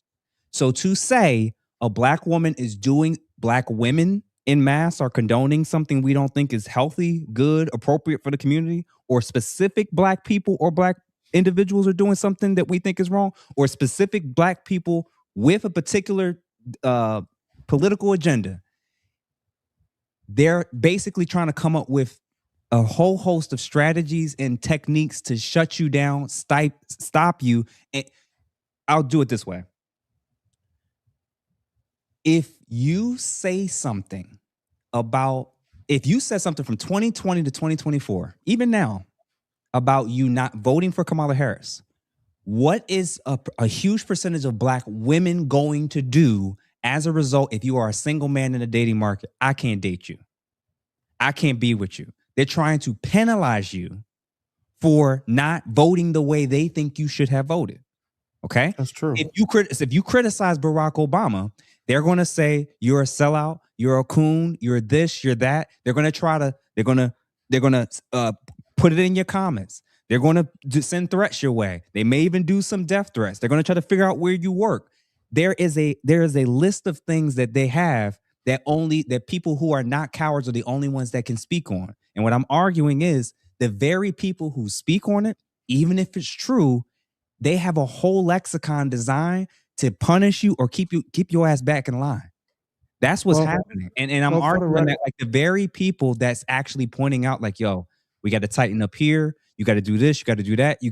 This is going to hurt you economically. This is going to hurt you culturally. This is going to hurt you in the workplace. This is going to hurt you politically. When you do those things and it goes against particular agendas, they're going to target you. And what I'm saying is the people who are willing to do it happen to be the ones with courage. And the ones that are also doing, that are fearful of doing it, are the ones that are now using the house slave coon, you're this for the white. There's a whole echo chamber designed to kind of keep black men. The fact that we're even having a conversation about whether or not we're allowed to say anything publicly about black women, especially when you work for in certain spaces, That's how far we fall into me. Well, listen, man, it's not all the conversation's not all about black people. It's about other things, gender nonconforming, all that other stuff. Yeah. But just for the record, just so to make sure I'm not misunderstood, I have courage too. But just because I didn't say it doesn't mean I don't have courage. For the record, when I was in the military, there was this thing called "Don't Ask, Don't Tell." Yep. You couldn't, even though you was against the, you couldn't say that was policy. If you did, then you lose your job. Do I feel like I should have said something? No. My career is more important than me having to speak out on it. It wouldn't have done me it was no net positive for me to tell somebody they shouldn't be wearing a dress. You get what I'm saying? But I did. I think there's degrees on what telling the truth is and looks like and when it does. Well, that's what I'm saying. So when I was speaking to him, Yeah. this doesn't mean that I wouldn't tell my nephew, my son, somebody that I care about, or somebody who's coming from that advice, what the truth is. You know what I'm saying? So I can be able to maintain my adherence to a policy or something like that, or rules in which I'm operating in a career or in a clearance without having to feel like, okay, because I'm not speaking up and I'm, I don't have the courage, so to speak. But if the people that do speak up are called and targeted, do you see how it's like an insular, circular thing going on? Yeah, that's all I was saying. Now, real quick before we kind of wrap things up, Dr. AJ, thank you for the $5 power combo and an all-star panel. Shout out to the bro Obsidian, as we'll be both on another live stream show this Friday. Okay, shout out to AJ for that. Keeping Caveman, $5. I don't tell them I agree with Obsidian until after I clap, then after my mama black and I don't like them. LOL. Appreciate you, sir, for that. Blue Bronco, thank you for the $2. D Fun. Oh, NABG. Damn. Brother, I don't even know how to get fun. I don't know what their funding is like, but okay. Cape and Caveman, thank you for the $2. I put money. I know who got Darwin. Oh, Darwin shut down. Shake my head. Interesting. I wonder. Huh. Blue Bronco, $2. Don Lemon and Roland must be stopped. Now, this is the crazy part. Yeah, Roland was going off earlier today, man. He has no room to talk about anybody. Cape and Caveman. Sorry, any booty. Oh, $5. Hearing black people call each other coon makes me cringe. If they really knew the history behind that word, they'll be ashamed. It's worse than the N-word. Damn. Cook it, $5. Men are policed to the preferences of women differently based on the effectiveness of methods. Thank you. Different lines for different folks, including race. Absolutely. Cape and Caveman, $2. They want you to apologize so they can reject it. Damn. Ayo, thank you for the $4.99. The black community is so self-sabotaging. They're literally going to push him to the far right. And this is the other piece, man. I don't even know people realize a lot of us that grew up Democrat, voted Democrat, and may no longer identify Democrat, we didn't even move. The ground shifted from under us. We probably have the exact same stance as Barack Obama had in 2008 up to 2012. We may even have had the same stances as the 90s Democrats about a whole host of things.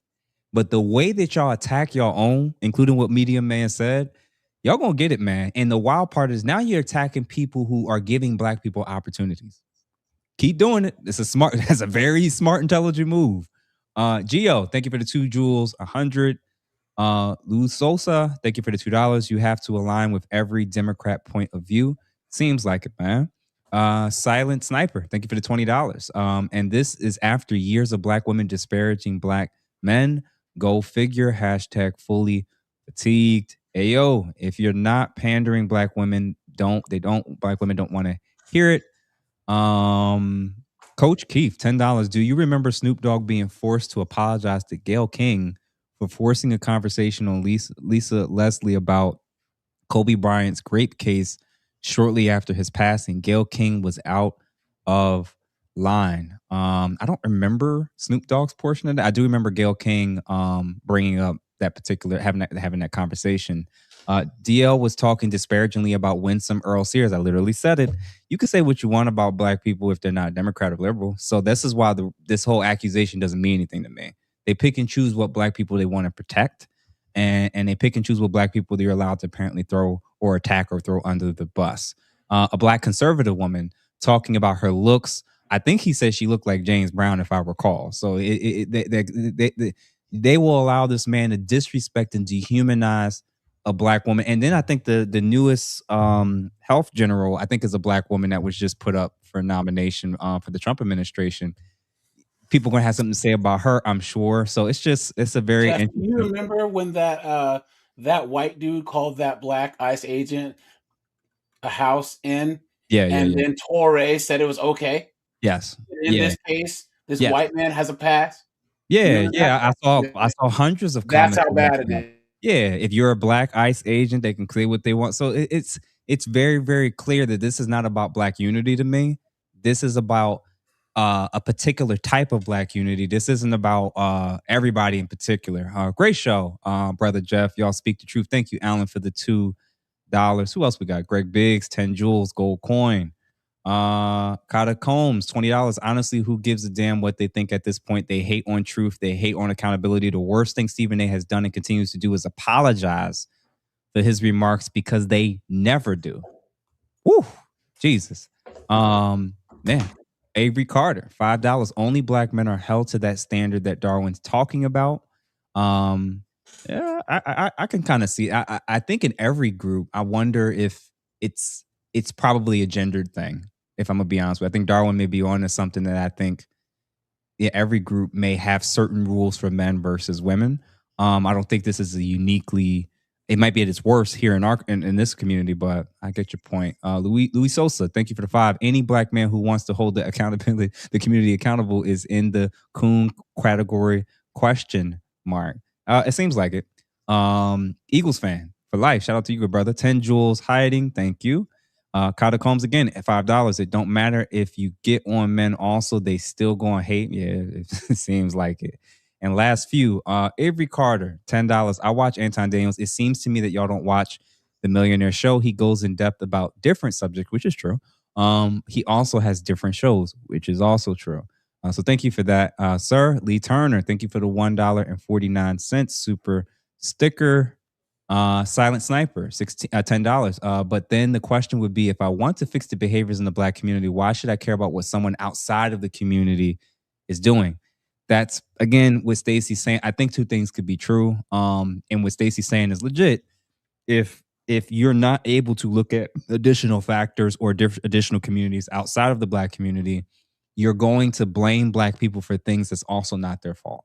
So that's a legit thing where it's like you do have to acknowledge both internal and external factors as well. Avery Carter, $5. Victimhood sales as well.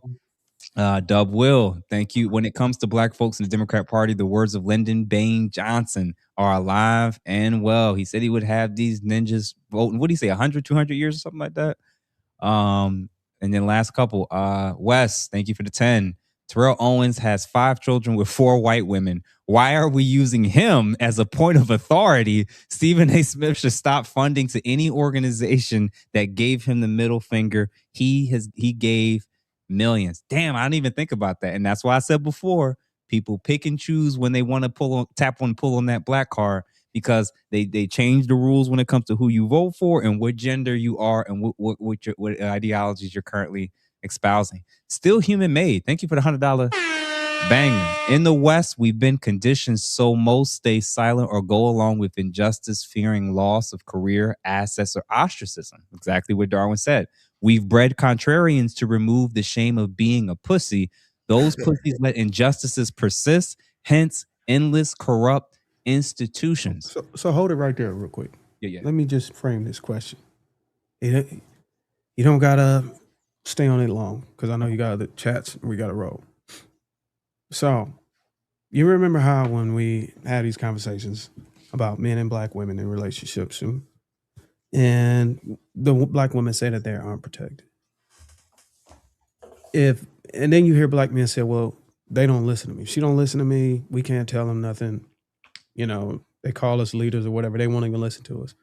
Mm-hmm. And we shouldn't have to come out and risk our lives or either step in front of confrontation for them on their behalf if they don't listen, or they're just running around loose and wild and out of order, right? Sure. What if I told you that there's a great number of people that have that same mindset when it comes to the black community? Black people They don't buy from me. I set up my business in there. They buy from the Asian company. I went out of business. They don't do X, Y, and Z to elevate me. They don't open program. They open doors with me. Don't do nothing for me. Last time I checked, they tried to rob me. So I'm not going to speak on their behalf. I'm not going to say what if there's a great deal of black people out there that's just like that the same adjacent of how if you don't rock with me, if you don't align with me morally, I don't owe no allegiance to you. I don't owe no allegiance to speak up for you or speak against things because you're not aligned with me. You get what I'm saying? Yeah. The same way we do black women. They if you were out of order, the hell with you. You hyenas, what they call them, hyenas, right? Hyenas, yeah.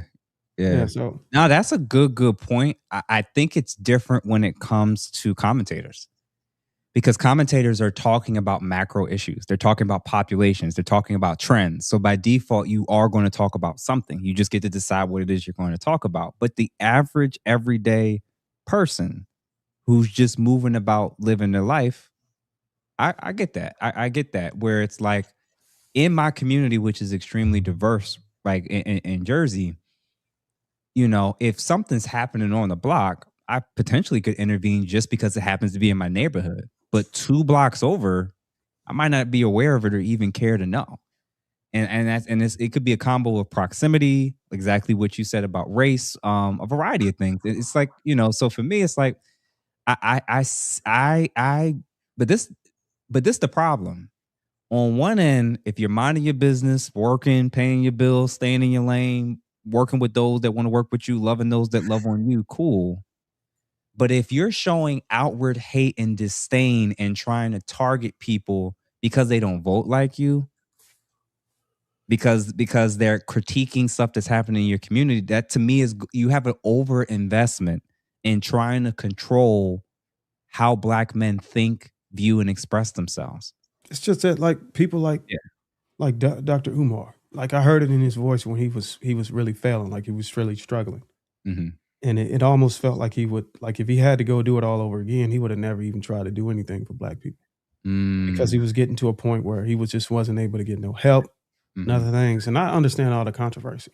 But I think you have a great deal of black people that want to be blackity black. They want to be pro-black. But every time they get out there to do it, it's like something about black people just sets them back to a point where they were like, you know what, I would just rather just do for my family. What it is, and sort of like what he said, stay silent or whatever. Yeah, and you know what it is? I think, let's not use Stephen A as an example. I think we attack our own. That's the best way I can say it. When Barack Obama at the height of his powers and popularity, when he was still in office, when he tried to do what Bill Cosby said about the need to refocus on families and fathers being in the home, whole magazines, black women in publications start coming out and saying how disrespectful it was and how we got it. I just read it in Delano Squire's book, and quote for quote, showing what you're saying is legit. They're fine with you as long as they can control you, but you can't speak to what you see is broken in this community if it goes against the boule. If it goes against certain groups, that's just the reality of it. It's a cost. I think they even called Lil Wayne a coon, or for saying that, hey, look, I don't got nothing against a white man. I was shot or something. I was on the floor bleeding out, and it was a white man, a white police officer that came in and ushered me to life or whatever, or took care of me. So but I think in all fairness, I think they said that because Lil Wayne said there's no such thing as racism. Like, okay. I wanted to say this in respect to what Jeff was saying. I get what you're saying, Jeff, when you said if people sometimes people try to, no, vote my way. I get that. Or people will I forget how you put it. You said people will try to shame you and things like that into voting your way. I think we kind of have to, because we all know, everyone on this panel knows some things can be proven a fact. We can look it up right now. Some things can be proven, right? Yeah. I think that thing, there's fine text in that thing. I understand what you're saying, like people just saying vote where I vote. But I think that there are some times where the critiquing of certain individuals is warranted. Like Lil Wayne did kind of mess us up a little bit. Listen, you Yeah. guys have to think about this. How Yeah. many interviews have you seen Lil Wayne do? There's a reason. And the woman told him when he was doing that interview, she was like, right? So, Mhm. and there's a reason you haven't seen. He went the colorblind route. Yeah, yeah, he went the colorblind route. Like, so I again, I agree. Like, so granted, with that said, but I think what Media Man and many of his posts that he posted today, I think it means something when we're very quick to throw out our own because we say things that are a little bit unpopular. And I want us to be careful. Y'all are turning y'all back on people we've known for 30 years for politicians that don't know you exist and wouldn't piss on you if you was on fire. Yeah. And I want us to be careful that there's a legitimate argument for a lot of y'all around the nation that some of these people that you're coming at are probably currently doing more out of pocket for Black people than the people your ass keep electing who keep giving you promises and not deliver. And this whole, when you go back to W.E.B. Du Bois versus Booker T, I think we're still in this space of feeling like we got to pick between these two camps. And I think that's what's happening even today. There are Black independents, just Black conservatives, there's Black liberals who all have their lens of how they think things can improve. And if you're silent and you don't think Black people, there's nothing to address, there's nothing to improve on, there's nothing to change, that's your view. There's other people who think the exact opposite, and y'all both Black. So let's try to at least separate the whole every Black person that says something about what we need to improve on with our academics, with how we're raising our kids, with how we're conducting ourselves in public. If your conclusion is all of those people, that group, are white supremacists, we're not going to progress. I promise you, collectively. We're not. But if you're willing to work with the people that you have these quote unquote disagreements with, we probably can build more. In fact, I know we can build more with Stephen A than without him, especially in media. Right. I agree. I know that we can build more with Anton with him than without him when it comes to content creation. I know that. So when y'all see all these white folks who vehemently hate each other but keep hopping on each other's platforms and still doing opportunities and debates and still doing stuff with each other, good point. Keep that part in mind. Yeah. When y'all see all these Democrats and Republicans who look like they hate each other on camera, and then you see they go into each other's weddings, go into each other's bars, we're the only groups that keep cutting each other off and ending up with smaller and smaller amounts of Black people that we can do and build with. Yeah. All these other groups are not doing. You think Chinatown, they all think in one accord with everything? Probably not. There's no group that's a monolith, but they figured out a way to stick together. So if we can at least point out what we're doing wrong when we're killing ourselves, what we're investing our time in, how we're being controlled, and how we can come to an agreement, I think we're making a mistake, man, when we're throwing out these people, let alone these brothers, man. Hey, Jeff, really this quick, ties into what, I wanted to see what you Yeah, thought. yeah. Like you comparing us to, and I agree with what you said, but you comparing us to other groups of people who have not suffered like catastrophic levels of psychological damage that we have. Like, listen, I tell people, Black people are not okay, man. We're not well. Mentally, we're not well, man. Facts. We listen, they have 10 suicidal hangings here lately. I don't know what that did for you guys. Brother, that affected me. A lot of the stuff we said, it affected me. We are some messed up people, man. And I think no one wants to say that. So when you compare us to other races of people, it's kind of difficult, man, because they don't have going on with them psychologically what we have going on, man. We're taking each other's lives. But and I think I agree. And I want to finish these super chats before we close out. I agree. But that's even more so of an argument for us to not be so quick to throw each other away. As hard as it is, as complicated as it is, as messy as it is, y'all will turn y'all backs on people that have been at your weddings, people who have given you money, people who have watched your kids, people who have showing up to fight on your behalf because of who they voted for? That's what y'all are at a spot where y'all are turning y'all back on black men that's saying we're not comfortable continuing to be led by a political party that we believe is weaponize our women against us. So there's black men that may check off every box you can think of, but you'll not date, won't procreate, won't deal with them off of something like that.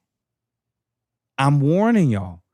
We have less allies. Like Stacey said, we ain't got all these allies. And love them or hate them, he's also putting money in your pockets. And if you want to pull his coattails, you want to pull him behind the scenes and say, hey, can you follow up with this? Because Stephen A. Smith is one of the few people at his level that's extremely approachable. I agree with that. In the next 12 months, I might get lucky enough to be able to get in contact with this brother in some way, shape, or form. Most people on TV, I can't do that with. We can do that with him. And those very people in that organization, they could have done that with him. And he asked them to talk to him. He asked them to follow up with him. And what did that president do? She ran to everybody else to talk about him versus saying, we didn't like how you criticized Jasmine Crockett about how she was conducting herself that may have slightly contributed to how she lost that election. We didn't like how you criticized VP Harris about how she conducted herself or the whole agenda of her just getting the nomination without going through the primary. We would have preferred that you had handled it this way. But they weren't doing that. What y'all are doing is y'all following Boule rules, and there's going to be consequences because y'all keep thinking when y'all keep dropping this hammer that there's not going to be more men that's going to start to see what's actually happening. There's a reason why there's a hemorrhaging, brother. There's a reason why there's starting to be a little cracks. When they talk about the black manosphere and the red pill and the this and the that and all these different groups, they're putting more time, more money, more energy trying to critique the thing that's growing. It's growing because they're attacking something and they're not delivering on the thing that they're saying you need to stay a part of anyway. It's not leading to more marriages. It's not leading to more children and families. It's not leading to more wealth for all of us collectively. It's not leading to more ownership collectively for all of us. So they keep telling you to be a part of something that's not leading to something better. So y'all can keep attacking people, or y'all can say, this is, you know what? Maybe we got to save what we're saying for Stephen A. for Jesse Lee Peterson. Because those are not the same black men to me. But y'all are starting to act like all black men that step out of line is stepping out for the same exact reasons. I agree. So that's my only warning. And again, I have disagreements with Stephen A. So Beats, thank you for the 10 jewels. Thank you, good sir. Pop Light Brown, thank you for the 10 jewels as well. Lord Geotron, thank you for the 5 black women's are astrology thinking tarot card reading demon work. Jesus, liars and degenerates. Shout out to the teacher of City Island. Now, even with stuff like this, and I'm going to try to get better with acknowledging, like, thank you for the $5, brother. But listen, brother, I know that there are legit, especially with the Black Lives Matter ladies, there was some questionable belief systems that these ladies have had that was very, very concerning. A lot of black women are not like this. And we're acknowledging, like, a lot of the black women that's making the image of black women be torn down, it's a minority to me still. I still think it's a minority, but they're loud and they're visual. I mean, they're visible. And this is two things could be true, brother. But thank you for that for sure. Blue Bronco, $2. Thank you. We need more Joe Jacksons. And I agree with that. I'm gonna make sure I'm not going to further. Lee Turner, gifted one, the real Stacey Prince membership. Shout out to you for becoming a member of his channel and platform officially. Jay Wade, thank you for the 5. Darwin gave my life story. Now I only help inmates. Shout out to you, good brother, and shout out to everybody that works in the prison. I used to work in one, and it really is a radically different experience that lets you know just how much work needs to be done. But shout out to everybody who sacrifices and works or donates their time when they can. Detroit XRP, thank you for the 250 jewels. Still human made. Hey, another $50 banger. The black community is selling itself short. Why diversity in lifestyles and thinking today means the old pre-1980s mentality should be shelved. Let it thrive and evolve. Allow ideas that contradict your own and end group think based only on skin tone. Abso-freaking-lutely, man. Thank you for that. Avery Carter, $5. Need and to have a show on breaking down Black liberal and Black conservative. You know what, brother? You're right about that. You're right about that, because I think a lot of people would realize where they actually stand, especially in terms of how much the parties have shifted. And people would probably be shocked if you actually just went through a checklist of what they actually stand for. Thank you, Gio, again for the 102 jewels. Get over here and here, finisher. Thank you for the 5. I'm hearing Black people saying they are trying to replace us with foreign Blacks. That's another conversation for another day. Because I know we're all tired. Gregory Scott, Jeff, remember the call from a few years ago to save your community, Black man? Yes, indeed. Absolutely. It'd be interesting to see what that actually looks like now. EDC, member for 3 months. Y'all got the real fresh Stacey Prince in here. And then last but not least, man right here, becoming a new YouTube member of his channel and platform. So gentlemen, those are all the super chats. So to kind of close things out, man, thank y'all, because we challenged each other. We went at each other with different views and perspectives, and it was definitely very nuanced. So to close things out, I'm going to let the audience be able to check this out later on. Everybody, if you haven't done so, please make sure that you like this wherever you're watching from. Make sure you follow all the gentlemen that you see on the screen on all their respective platforms, and feel free to again to show love or become a member if you have not done so. And to close things out, I'm just going to play a few clips, and then the episode will obviously close. So everybody have a good evening, and we will see y'all on the other side. Peace. This is the reason why I'm torn on the award. Stephen A. Smith has been criticizing Black men for years. So you don't think that... Okay, sorry. No, go for it. I know that people are saying Black women. Did she specifically only say Black women? So I know the story has been Black women because that's been the latest thing, but I understand what you're saying. So it says up here, it says he received this thumbs down. This is her. He received this thumbs down, has established a recurring public pattern of disparaging commentary directed at prominent Black women across politics, sports, and media, according to the remarks delivered during the ceremony. The concerns, organizers say, goes beyond a single controversial comment. Such commentary reinforces harmful narratives, undermines the fair and respectful representation of Black women in public discourse, and stands in direct conflict with NABJ's longstanding commitment to accurate, responsible, and inclusive portrayals of Black communities. Okay. Right? Let me tell you why I bring up the Black man. We're not about to get into the gender war stage. Let me tell you why I bring up his criticism of Black men. He called Kwame Brown a bona fide scrub, called Jamarcus Russell a bum of a quarterback, suggested that Colin Kaepernick, that his workout request was more about seeking attention than genuinely wanting to play, right? Draymond Green, LeBron James, LeVar Ball, all of these people, he's called them out, right? It's part of his job, actually. Part of his job being in the sports realm to call out people who are in sports, whether you agree with him or whether you disagree with him. Mm-hmm. He has made the decision to step out into the realm of politics. Correct. Right? And now that he is in the realm of politics, there's a wider berth of people that are in his wheelhouse to be talked about and potentially criticized. Mm-hmm. Some of those people are women, even more so in a way than there were before. I mean, ESPN has covered the WNBA, but most of the time when ESPN covers the WNBA, they have ladies covering the WNBA. I don't know if Stephen A. Smith is a WNBA expert or if he gets too involved in what happens in women's sports. He was there to do male sports, to do basketball, and really it's the only sport he really knows anything about. Basketball, football, boxing sometimes. He's into all of these sports, but he fancies himself a basketball expert.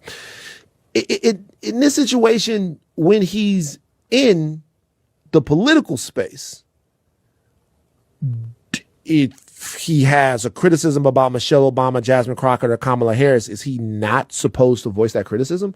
Or is it inherently wrong to say you disagree with Kamala Harris on something, or you disagree with Jasmine Crockett on something, or you disagree with Michelle Obama on something. Now, I personally think, just to be clear and fair to everyone, that a lot of the criticisms that he's voiced, particularly the Jasmine Crockett criticisms, are more informed with Stephen A. Smith's obvious political reality, which is that he is a right-coded Black American powerful male, right? And him demanding, to me, respect from Jasmine Crockett to the president, or demanding that she not mention Republicans or not mention the president when the Republicans and the president had Jasmine Crockett in her sights, told me more about Stephen A. Smith than anything else. Every time somebody comes at Stephen A. Smith, they get a 30-minute to 1 hour diatribe. Jasmine Crockett was doing a lot of things for the constituencies that she has there in Texas, but the media would cover her going back and forth with the Trump administration because she would not allow herself to be bullied by them. So having a problem when somebody says something when they're being attacked, that tells me a little bit more about Stephen A. Smith. However, it's interesting that he's in this realm, he's in this place where these people are talking and making news, and his criticism of them as seen as inherently negative. Now, if he were Laura Loomer and he had called, now what he taught, the verbiage situation, the street verbiage thing is, to me, like a no-go. That is calling somebody a Shaniqua. But if he had called Michelle Obama a Shaniqua, if he had called Kamala Harris a name that's tied to her Black female identity, then I could see reinforcing negative stereotypes about prominent Black women. But it seems as if they did stuff and he didn't agree with the way that they did it, and then he talked about it. The street verbiage thing, I'll grant you that, is very illuminating. And then he discussed it, and they're saying you can't do that. She has to say at this particular moment in time. I hope the book is successful. When you had an opportunity as the Democratic nominee for the presidency of the United States of America to address so many different issues, and instead what you did was go into protective mode. You wanted to show your loyalty or what have you, and then you lose the election. And what you want to do is point out all the reasons that you didn't win and point the finger of blame, it seems, in everybody else's direction instead of yourself. I don't think that she's going to have any support from the Democratic Party. I can tell you that much. And then you have to take into consideration the level of support that she had coming in. This is an individual that was, that was used to bypass what some would say the democratic process is. There was no primary. Yes, Joe Biden was awful during that debate, that June 27th. Yes, he ultimately stepped away in July. But if you talk to many people within the Democratic Party, they were talking about how this was all part of the plan, because had he departed significantly earlier, when we all saw slippage in him, as far as I was on a record a year earlier, seeing the slippage. Had he departed, there would have been a Democratic primary. She would have had to compete to be the Democratic nominee. And there were people who did not want her to do that because clearly they didn't believe, whether it was Gavin Newsom, whether it was Barack Obama or somebody else. And it seems like she knew it. And that was the kind of feedback she received. And to talk about all of that now, post-election loss, nobody wants to hear that. That's crying, that's whistling into the wind. I got to say just quickly on this, she didn't speak up, but neither did Josh Shapiro. Neither did Gavin Newsom. Neither did all. I mean, everybody just kind of stood by and, Oh, no, John. Don't do that. Don't do that. Josh Shapiro is the governor of the state of Pennsylvania. He has a job. He's in office, okay? The reality is that you were the vice president. You were swearing up and down that you were in the room for all the major decisions. And then come to find out, you're acknowledging that that was not the case. So if you're an American voter, which I am, because I am no politician, I am an American voter. I am a conscientious observer. And I'm hearing this stuff from you now, which was opposite of what you were verbalizing to America in pursuit of their vote. Now that you're trying to sell a book and we're hearing a totally different tune, soon. All I'm trying to say to you is that folks are going to remember that, and you weren't that strong of a candidate before. Respectfully, remember, she didn't make it to Iowa in 2020, okay? And then in 2024, you lost every swing state. You lost a popular vote for the first time since 2004. Nobody wants to hear it now. I believe her political career is over. Okay.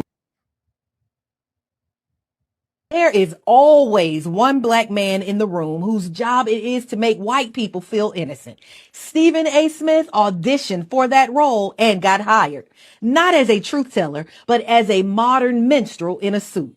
Because see, Stephen A. does not speak truth to power. He performs for power. He doesn't challenge propaganda, y'all. He repackages it with a loud voice and a fake sense of balance. This uninformed man uses his massive platform to cosplay as the reasonable black voice for white comfort. He doesn't analyze power. He launders it. He doesn't disrupt narratives. He sells them in HD. And the role is familiar. The black man who gets rewarded not for being brilliant, but for being convenient, like Byron Donaldson, Tim Scott, and Clarence Thomas. Stephen A. Smith doesn't tell the truth, y'all. He makes white audiences feel justified in their racism, bigotry, and attacks on the margin. You are a black journalist. You are both of those things. But that in this day and age, you've got to pick a team, and your team would be black people, and you should not criticize them. Well, first of all, black folks criticize each other all the time, amongst family, amongst friends, or whatever. That's number one. Number two, it would matter to me more, Chris, if they said that. That's not what they said. They said I disparage black women. I was raised by black women. I have 2 daughters. I have 10 nieces. I have 4 older sisters. What the hell are they talking about? There's no truth whatsoever. I own my own production company and my own YouTube channel. I employ 6 black women. I have an accountant. I have a lawyer that are black women.